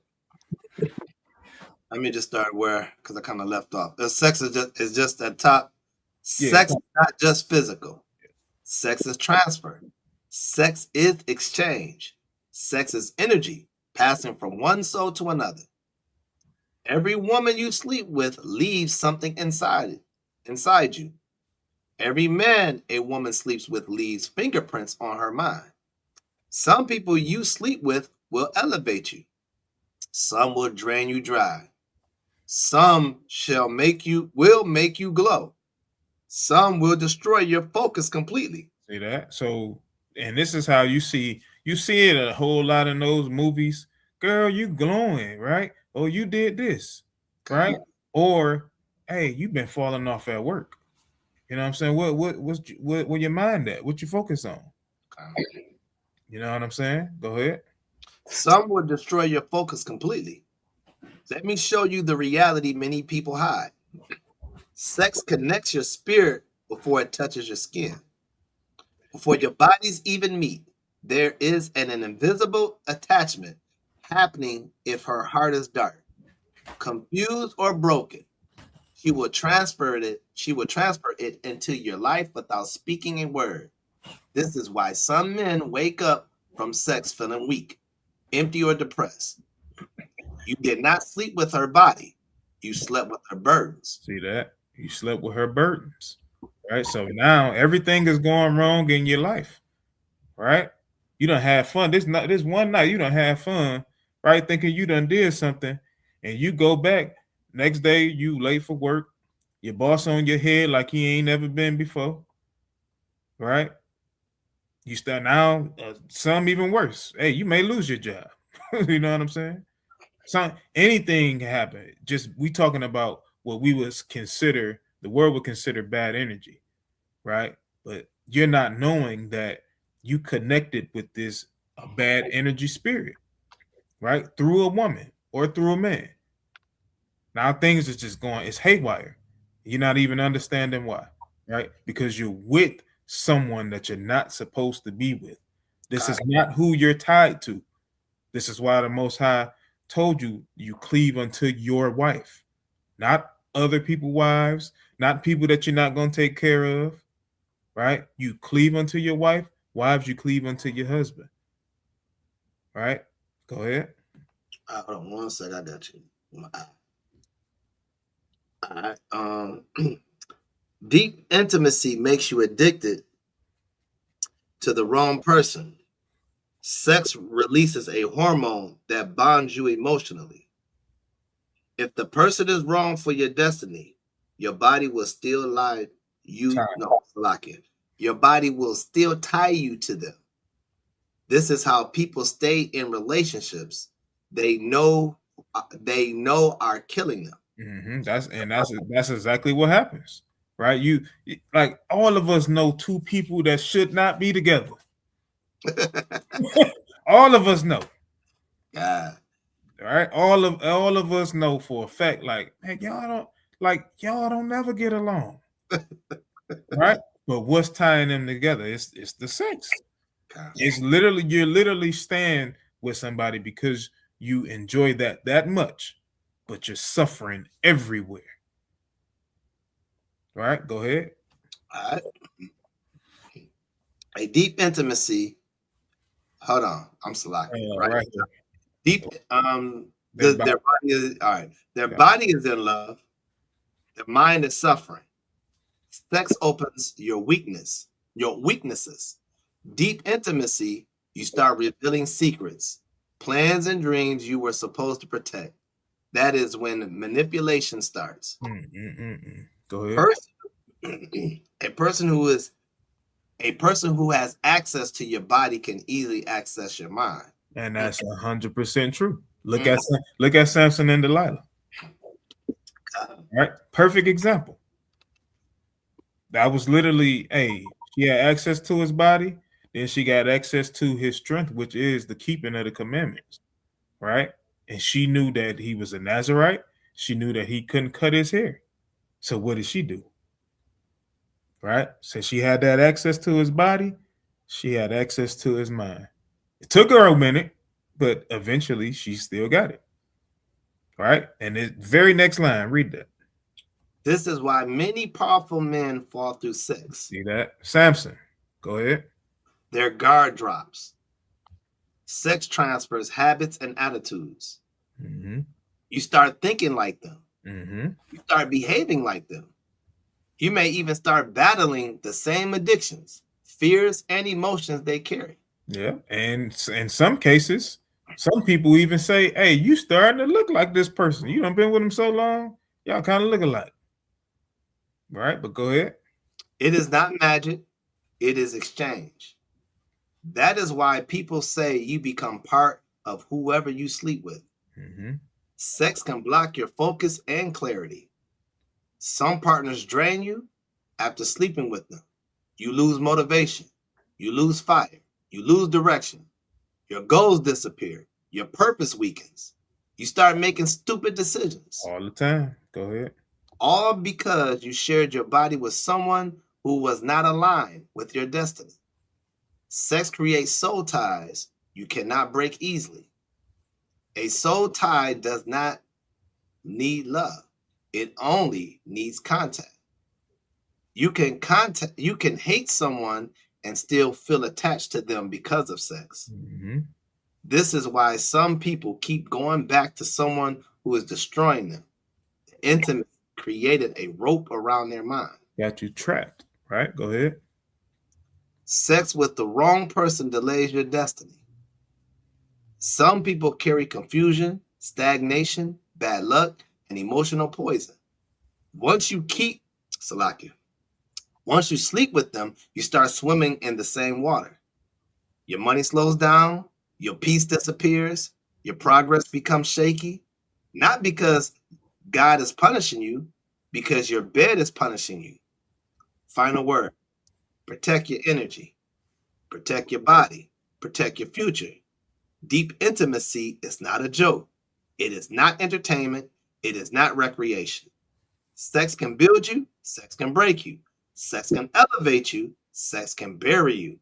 Choose who enters your life wisely. If you want more of hard realities, follow Scorch Clarity for content that shakes your mind and wakes your destiny. All right. So I agree 100% with what that brother was saying. Right? 100%. Right? So with that, let's go to the book of Tobit. Right? I'm going to type in KJV.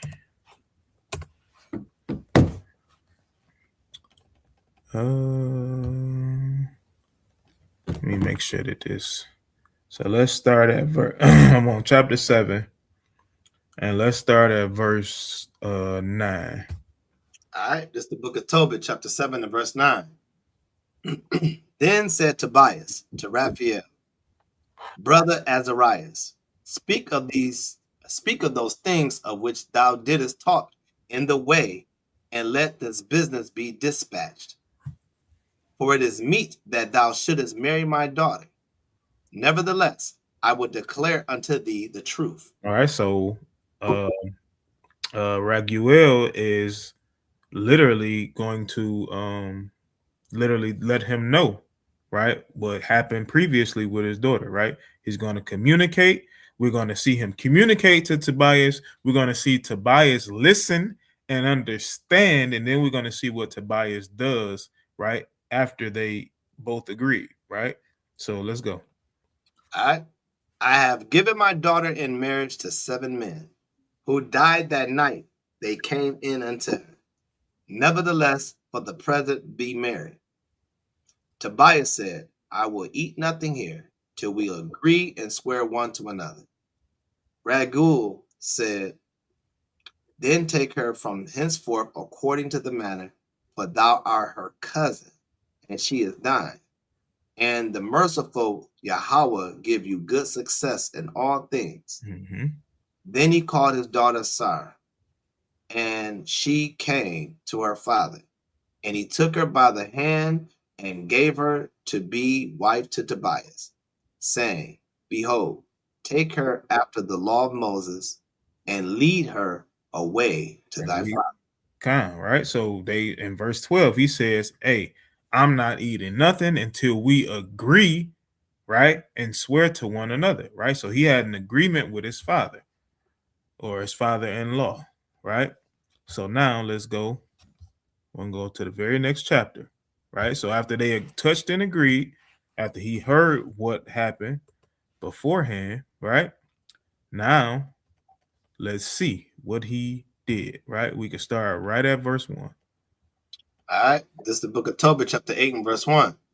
And when they had supped, they brought Tobias in unto her. As he went, he remembered the words of Raphael, and he took the ashes of the perfumes, and put the heart and the liver of the fish thereupon, and made a smoke therewith. Mm-hmm.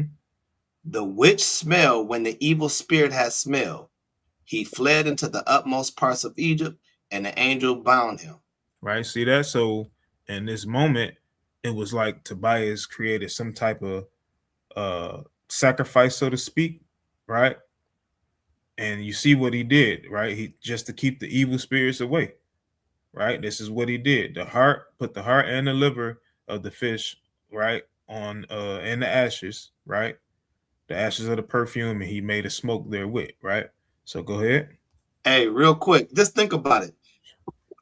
By us not listening and comprehending what Raphael was trying to tell him, you know, Israel is great of not listening to that. Mm-hmm. We would have heard someone say, hey, go grab some ashes and put some perfumes and put the heart and the liver and the fish thereupon and make a smoke. We're going to be like, man, that's stink. Anybody about to do all that. Okay. So people already just dismissed the whole thing. Mm-hmm. No understanding, but we dismiss everything what we don't understand. But see, when you do listen to wise men, you know what I'm saying? Because he could have dismissed it. He could have also dismissed what Ragu was reported to him, like, shit, she been with 7 dudes and they died. Mm-hmm. Like, that ain't gonna happen to me. Exactly. You could have been like, I'm out. But you gotta understand, when you comprehend things, comprehension also leads forth to patience. Okay. You know what I'm saying? It brings forth patience and wisdom and understanding. That's how, if you continue to walk in this truth, when you understand the laws, it's based on, once you comprehend the laws, it equals to patience. It also brings you out of trouble on a lot of things which your flesh will want you to do, but your spirit removes anything that's going to make you fall off the law, as long as you stay committed and comprehend to the law.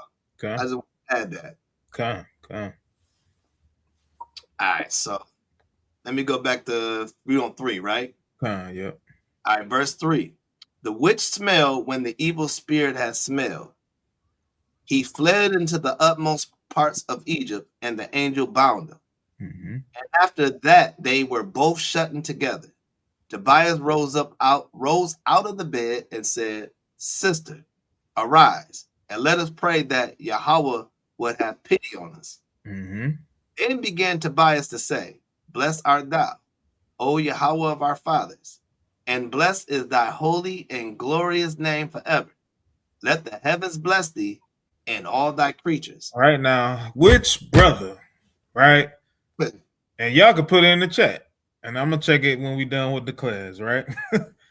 Which any of you brothers is going to pray before you about to have sex? Right? Ain't none of us praying, right? But after reading that post, that how the brother broke everything down, right? It's something that we probably should do, right? And I'm not saying like soon as you in the midst of it, right? Soon as you're in the midst of it, like, oh, just break out in prayer, right? It's you know what I'm saying? Not unless the spirit move you to do it. You know what I'm saying? But hey, when you literally, it could be your prayer in the morning. You know what I'm saying? You wake up in the morning, you send prayers and thanks up to the Most High. You know what I'm saying? It could be a prayer before you go, when you go to sleep that night. Maybe you don't do nothing, right? But it could just be a prayer moving forward. You know what I'm saying? Because you're going to be with your wife, you know, at another point in time, right? So why not send up prayers for that? You know what I'm saying? Why not send up prayers for that? You need it after seeing how the brother broke everything down and how everything makes sense and why we deal with a whole lot. We be wondering why we say, man, this dude crazy or this female, they crazy. It's because you had different people throughout your lifetime. A lot of us ain't come into this truth as virgins. So we got a lot of bodies tied to us, and those bodies have spirits. You know what I'm saying? So sometimes those things start to come up. Sometimes the spirits that she might have with her is fighting with the spirits that you got in you. And you didn't take the time to pray those things away. You didn't take the time to fast and get those things out of you or away from you. Right? So they lie dormant until it's time for them to rise up and fight with each other. So this is why you should pray, right? This is why you should pray before sex. But go ahead. Hey, I say after, me personally, I could be honest, I could do it after. I haven't never thought before, to be honest, but be thankful for it. Be like, oh man, because hey man, the Most High is a genius when he created women and he made men and women to have sex.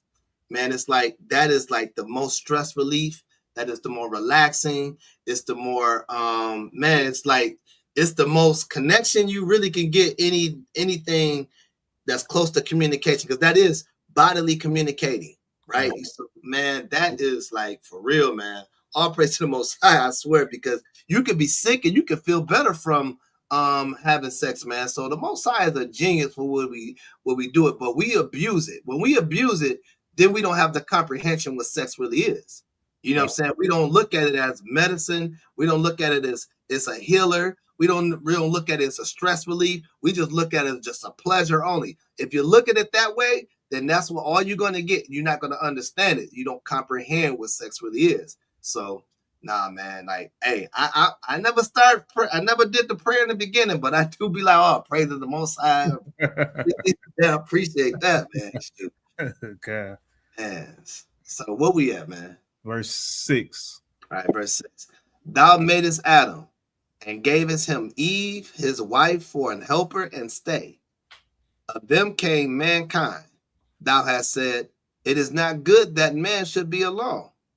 Let us make unto him an aid like unto himself. And now, O Lord, I take not this my sister for lust, but uprightly. Mm-hmm. Therefore, mercifully ordain that we may become aged together. And he said with him, Amen. So they slept both that night, and Ragu arose and went and made a grave. All right, so we don't have to keep going, because Ragu, he thought he was dead. He like, man, I think I don't think he made it. You know, because he had other men that he gave his daughter away to, and they didn't make it, right? So in his mind, he already had doubt, right? But Tobias, listen to what he said, right, in chapter 7. He says, I'm not going to eat no food until we touch and agree, right? So it shows you that Tobias was alert. He was listening to what he was saying, right? He didn't just throw it to the wayside, right? He could have, but he didn't, right? He was a man of understanding, and he took that in, right? And once he took it in, he understood why I need to put this heart and the liver and the fish, right, and made the smoke therewith to keep the evil spirits away. And then on top of that, I'm also going to add prayer, right? So he got a double barrier up. You know what I'm saying? Like the evil spirit can't even get past that smell, but then he definitely ain't getting past the Most High. You know what I'm saying? So it's just I bring this out just to go to show that sex is a communication as well, right? And then just one little small nugget. I want y'all to know, read verse 7, right? All right, verse 7. And now, O Lord, I take not this my sister for lust, but uprightly. All right, so I just wanted to point that out because it also made me think about Abraham, right? It made me think about Abraham when he was with Pharaoh, and he letting his wife know, right? Because a lot of people, for whatever reason, they say Abraham was a liar in that situation, right? They said that Abraham lied to Pharaoh or whatever. But when you read this, it actually goes to show you that he didn't lie, right? Because even though he told his wife to tell him, "Hey, you're my sister," right? He didn't lie. He didn't lie. She didn't lie, right? Your wife is your sister, right? In Yahushua and in the Most High, right? It's not your sister because it's a law that permits you from being with your sister, right? So if any of you brothers and sisters ever get caught up in a conversation like that, if you haven't already known, right, this is just more confirmation. That's it, right? All right. So one more thing, because I'll be remiss, and I waited to the end of the class to bring this out, right? I gotta touch on it because I'm feeling compelled to. So not Sirach, Ecclesiastes 7:7. All right, this is the book of Ecclesiastes 7:7. Surely oppression maketh a wise man mad, and a gift destroyeth the heart. All right, so I'm bringing this out, right? Because everybody, if they're not, I'm not fully equipped with the whole story of what happened, but I'm sure everybody heard about Carmelo, right? Carmelo Anthony, him getting that sentence, so on and so forth, right?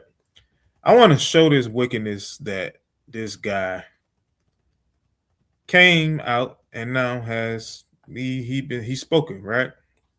So of course we already knew that they was racist, right? So this is just a video. It's gonna piss y'all off, right? It's gonna piss y'all off. That's why I had him read that scripture. So we're gonna see what this little evil devil really had to say, right, in the response after the fact, right? So let's go. CB, as I have been telling y'all from the beginning, this case was about race. This right here is Austin Metcalf's dad, Jeffrey Charles Metcalf. This man was on a Proud Boys podcast last night. He let his racism come on out. There's no hiding now. This is how we know that race played in what happened to Carmelo Anthony. These people are racist. This is how they talk. This is how they really feel. Your child was a bully. We're very well-rounded, very diversified. We don't see color. We're not racist. I'm like God. God doesn't see color. Justice doesn't see color. Hate doesn't see color.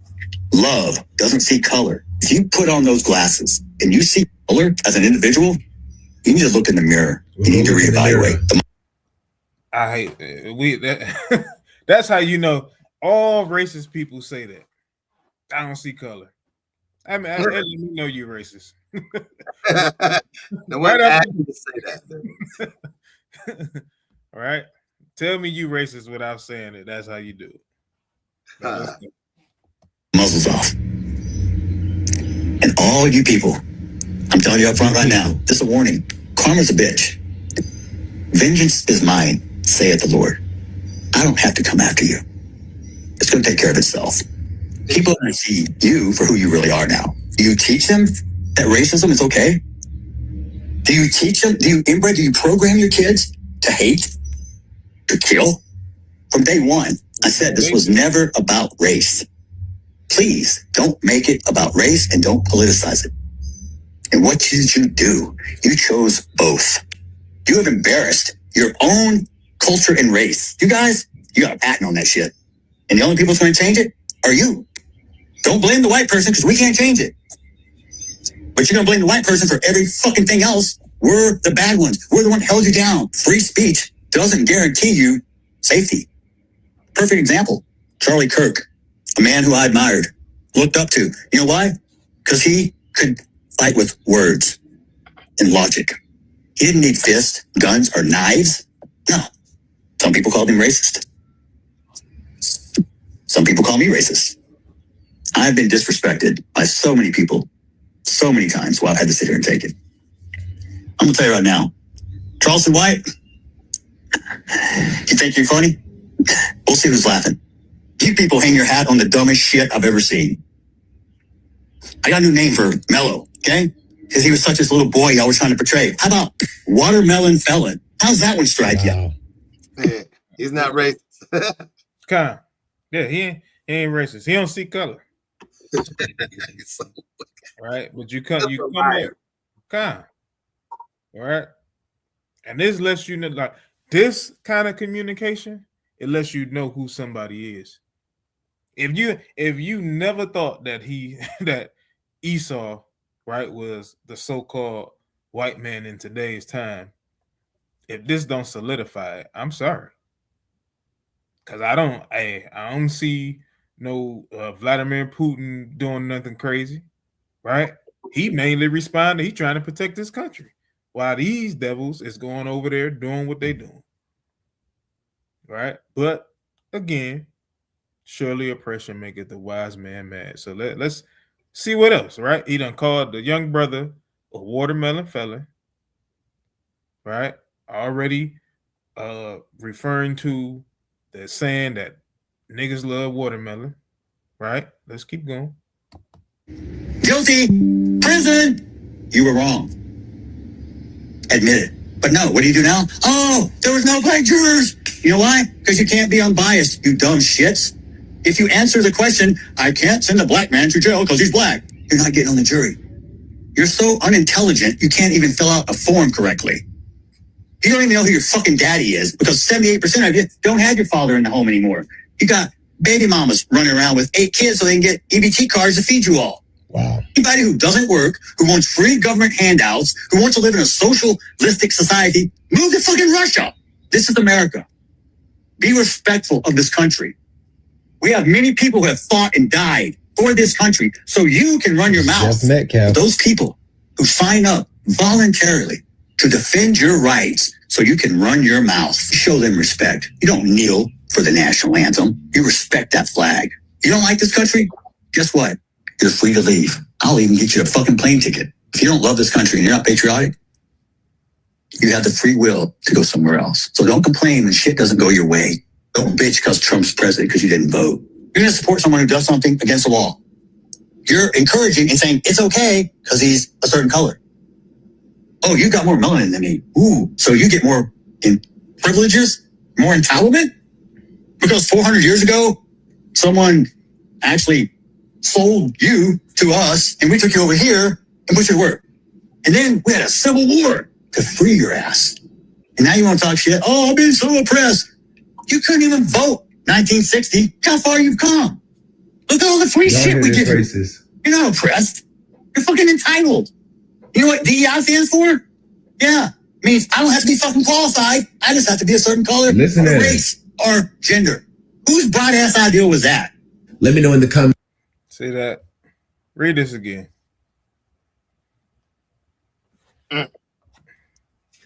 Hold on, man. Hold on. That's why, man, I can't wait for Yahweh Shah to return. That's all. Simple as that. Okay. Ecclesiastes chapter 7 and verse 7. Surely oppression maketh a wise man mad, and a gift destroyeth the.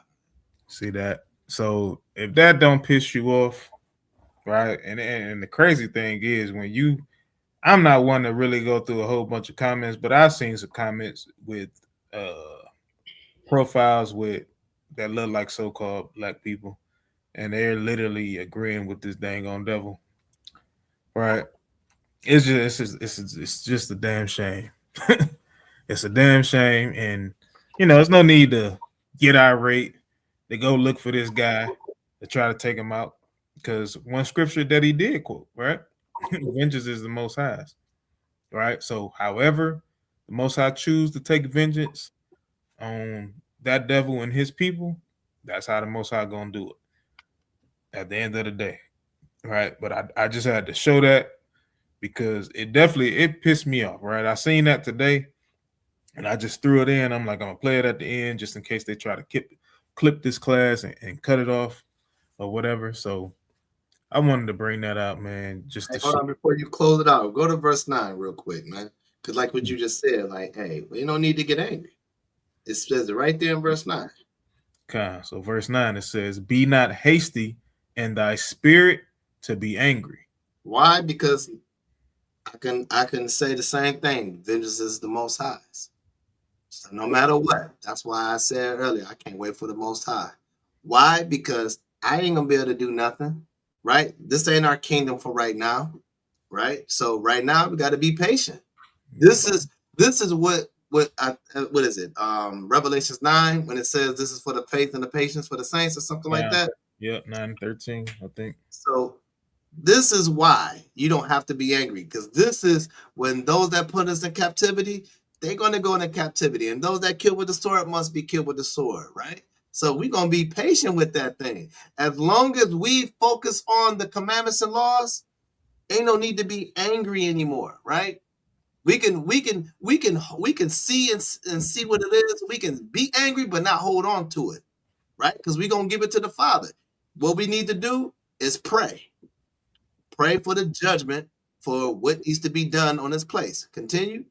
For anger resteth in the bosom of fools. Right. So what you gonna do? You gonna go out and start going and shooting like them, going to kill them, and you ain't gonna last. You're gonna get killed. This is part of your punishment.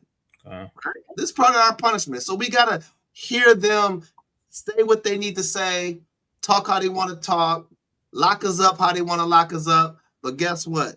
This is going to end. And when it ends, vengeance is the Most High. And guess what? We're part of that vengeance. That's simple as that, man. Okay. All right, so I'm going to close out with this. Colossians chapter 4, read verse 5 and 6. All right, this book of Colossians chapter 4, starting at verse 5. Actually, Salaki, start at verse 2. Let's start at verse 2. Colossians chapter 4 and verse 2. Continue in prayer and watch in the same with thanksgiving. With all prayer, Salaki, with all praying also for us, that Yahweh will open unto us a door of utterance to speak the mystery of Yahushua, for which I am also in bonds.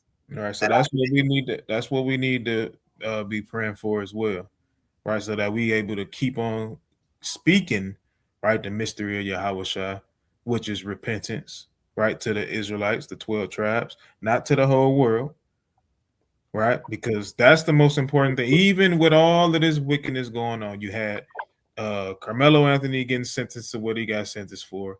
You had other people that we've seen in the past of their ethnicity that literally gets off or gets a lesser sentence for the same thing, right? Getting 10 years, right? And then you see just yesterday out here in Michigan, that cop in Warren that ran into those brothers and killed them both, right? He was not guilty on all charges, which is crazy.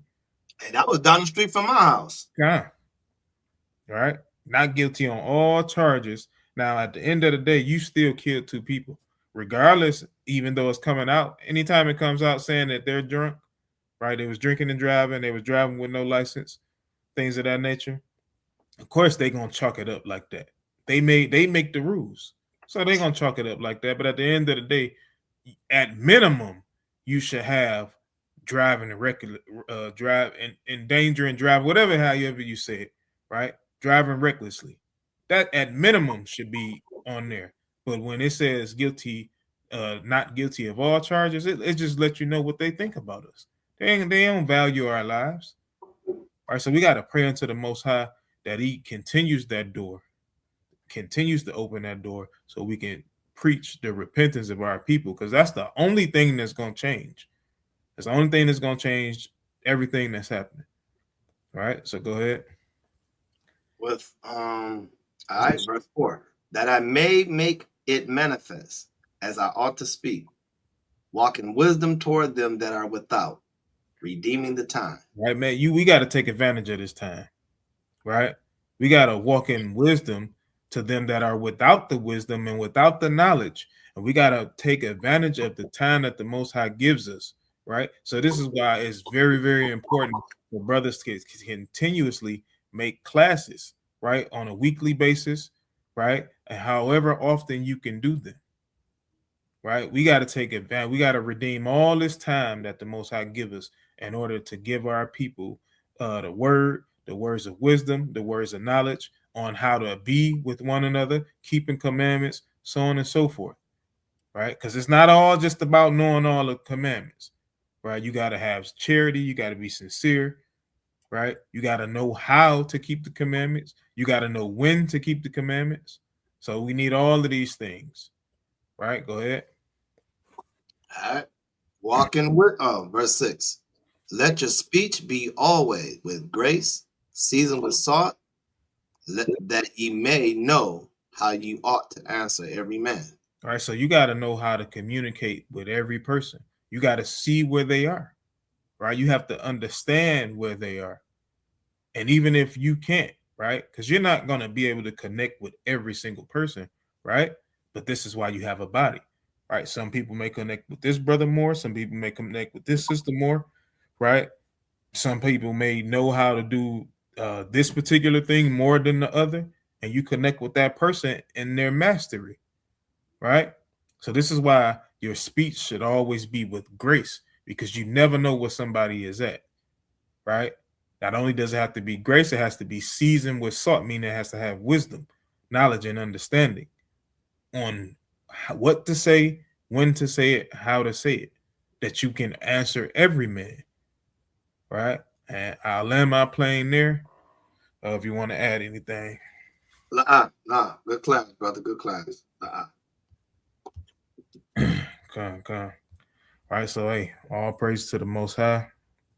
Yahweh, Most High willingness, y'all was edified, right? Because it definitely helped me out. You know what I'm saying? The Most High willing, I could, integrate a lot of those steps into understanding whoever it is that I'm conversating with at that time. You know what I'm saying? And whoever it is that we're teaching, any questions that brothers, sisters get, or whatever the case may be, we can use those things to help, to help answer questions, right? So I do want to show this. It's one more thing.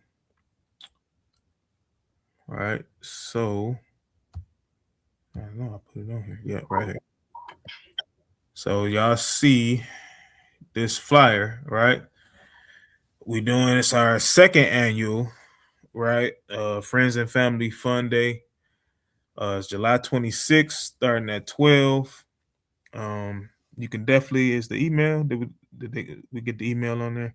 If not, you can email, right? You can RSVP through the email by the 19th of July, right? The email is loidetroit12@gmail.com. It's 15 per household, 10 for an individual, right? It's going to be a bunch of, games, music, food, things of that nature. We're trying to have a good time. No folly, you know what I'm saying? So we know that we extending it to friends and family. So it may be some that's not in the truth, right? So we definitely gonna be on guard. Y'all don't have to worry about, too many people acting crazy. And even if they do, we getting them up out of there, right? So it's definitely gonna be a good time. Last year, sisters did an excellent job, a beautiful job. All of the sisters here in Detroit on putting together the games, the itinerary, the timely in a timely fashion. You know what I'm saying? It was fun. The adults participated in a few of the games. So it's definitely an amazing time. So we look forward to seeing all of those that can make it. You know what I'm saying? So we're gonna get this flyer out here and on Facebook so brothers and sisters can push it and push the word out to other people. All right. As far as any other announcements, I think we're good. Got anything else you want to say, like before we end it? Just want to say, man, again, to our blessing, and I pray that everybody, man, take advantage of these lessons. Again, just don't hear the lessons, listen to the lessons. As Israel, we the type of people that we don't support one another like we should. And then you wonder why people don't support you. Remember, whatever you put out, the Most High make sure you get it back in return. So understand, hey, it's all about trying to get out of here, right? And every class has wisdom in it. Rather, if you don't think that fits your standards in life, each class has some type of wisdom, right? It's all about reaching the people. And if it ain't for you, you may hear it and you may be able to give it to somebody that need it, and this is why it's important. So again, take advantage of what we have, because one day when there's no more street teaching, when there's no more internet, and if we're still here and all hell break loose, you're going to wish you had a class to listen to. You're going to wish that you can see the brothers on the corner. So take advantage of what we have, and not just LOI, anybody, right? Go just listen to the laws, because we Israel before we became a camp. So therefore, just listen and get some edification so we can pray each other out of this hellhole. So that's all I got, man. Let me put this back on the screen. As far as location, we're not gonna put the location on the flyer. We definitely give it out to those that RSVP. But Elder Zahab did make a great point as far as at the bottom of it, it shows you we got of course we accept cash if we can meet you in person, or the Cash App is $LOI capital LOI Detroit with the capital D, right? That's the Cash App that you can, do that as well. Also, you can Zelle. You can Zelle also to our account. So we'll put that on there also, but this is just right here. You can see the flyer. We'll add those on there so people can see. You can Zelle us and you can LOI Detroit us. Con, all praises. All right, so yeah, with that being, I miss LOI Detroit us. Cash App us. Con. All right, y'all. With that being said, hey, I pray that y'all brothers and sisters definitely enjoy the rest of y'all night and up until the morning. Right, you got priests coming on in the morning, bringing another fire lesson out. So y'all stay tuned. Right, 10 a.m. Again, we got classes all week long. Monday, Monday after, and then Monday at noontime, right, between noon and 2 p.m. Monday as well, Monday night, which is actually Tuesday, right, with the Elder Corral. Wednesday, Thursday, Friday, right? So we almost got every day of the week. Look out for Sham too, right, on Tuesdays, right? He there on Tuesdays when he can do it. You know what I'm saying? So we almost got every day of the week. Just hope Most High willing, we can. Again, it's just important. It's important to be in some kind of class at some point, and we need them for just watching all of this, the pressing stuff that we done had to see for this week. Just the news from that the young brother Carmelo Anthony alone, it can piss you off for the whole week, right? But we gotta endure to the end, like the scriptures say. And hey, we gotta deal with our punishment. So with that, I say shalom to the people. Shalom, shalom. All praise to the Most High.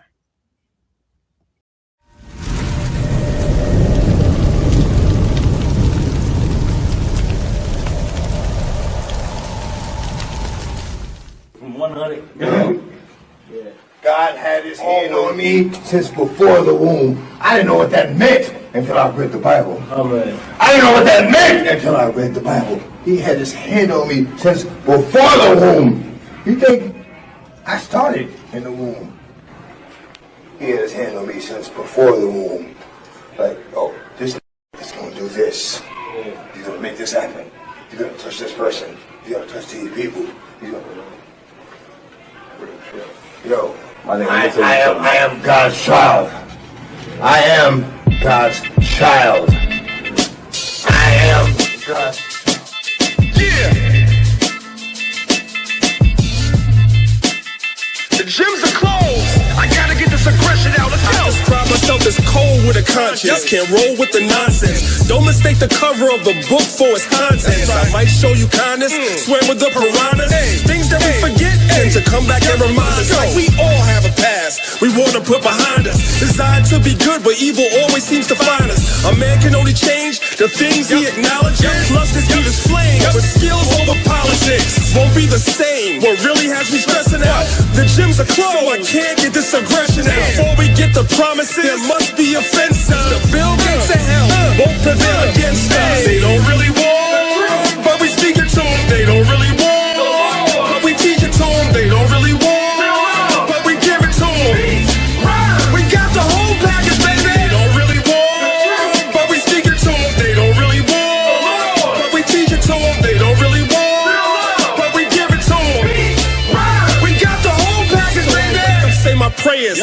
Thank God for blessing me. My life's an open book. Could that be why they're testing me? Maybe everything I do is done out of necessity. Stock is on the rise. I think you should invest in me. It's not strange. I'm money like blockchain. Except the things in life that I cannot change. Chant down Babylon. Payback is coming. I ain't LeBron James. You thought I came back for nothing? The game is canceled in the blink of an eyelash. Flow is sick. Grab your N95 mask. The new normal. It gets even scarier. All black and white. There is no gray area. Plain as day. We got the whole package, baby. Competition, their rhymes are all average. And that's my 16. Nothing else to say, y'all. 5G raps, find me under the radar. They don't really want, but we speak it to them. They don't really want, but we teach it to them. They don't really want, but we give it to them. We got the whole package, baby. They don't really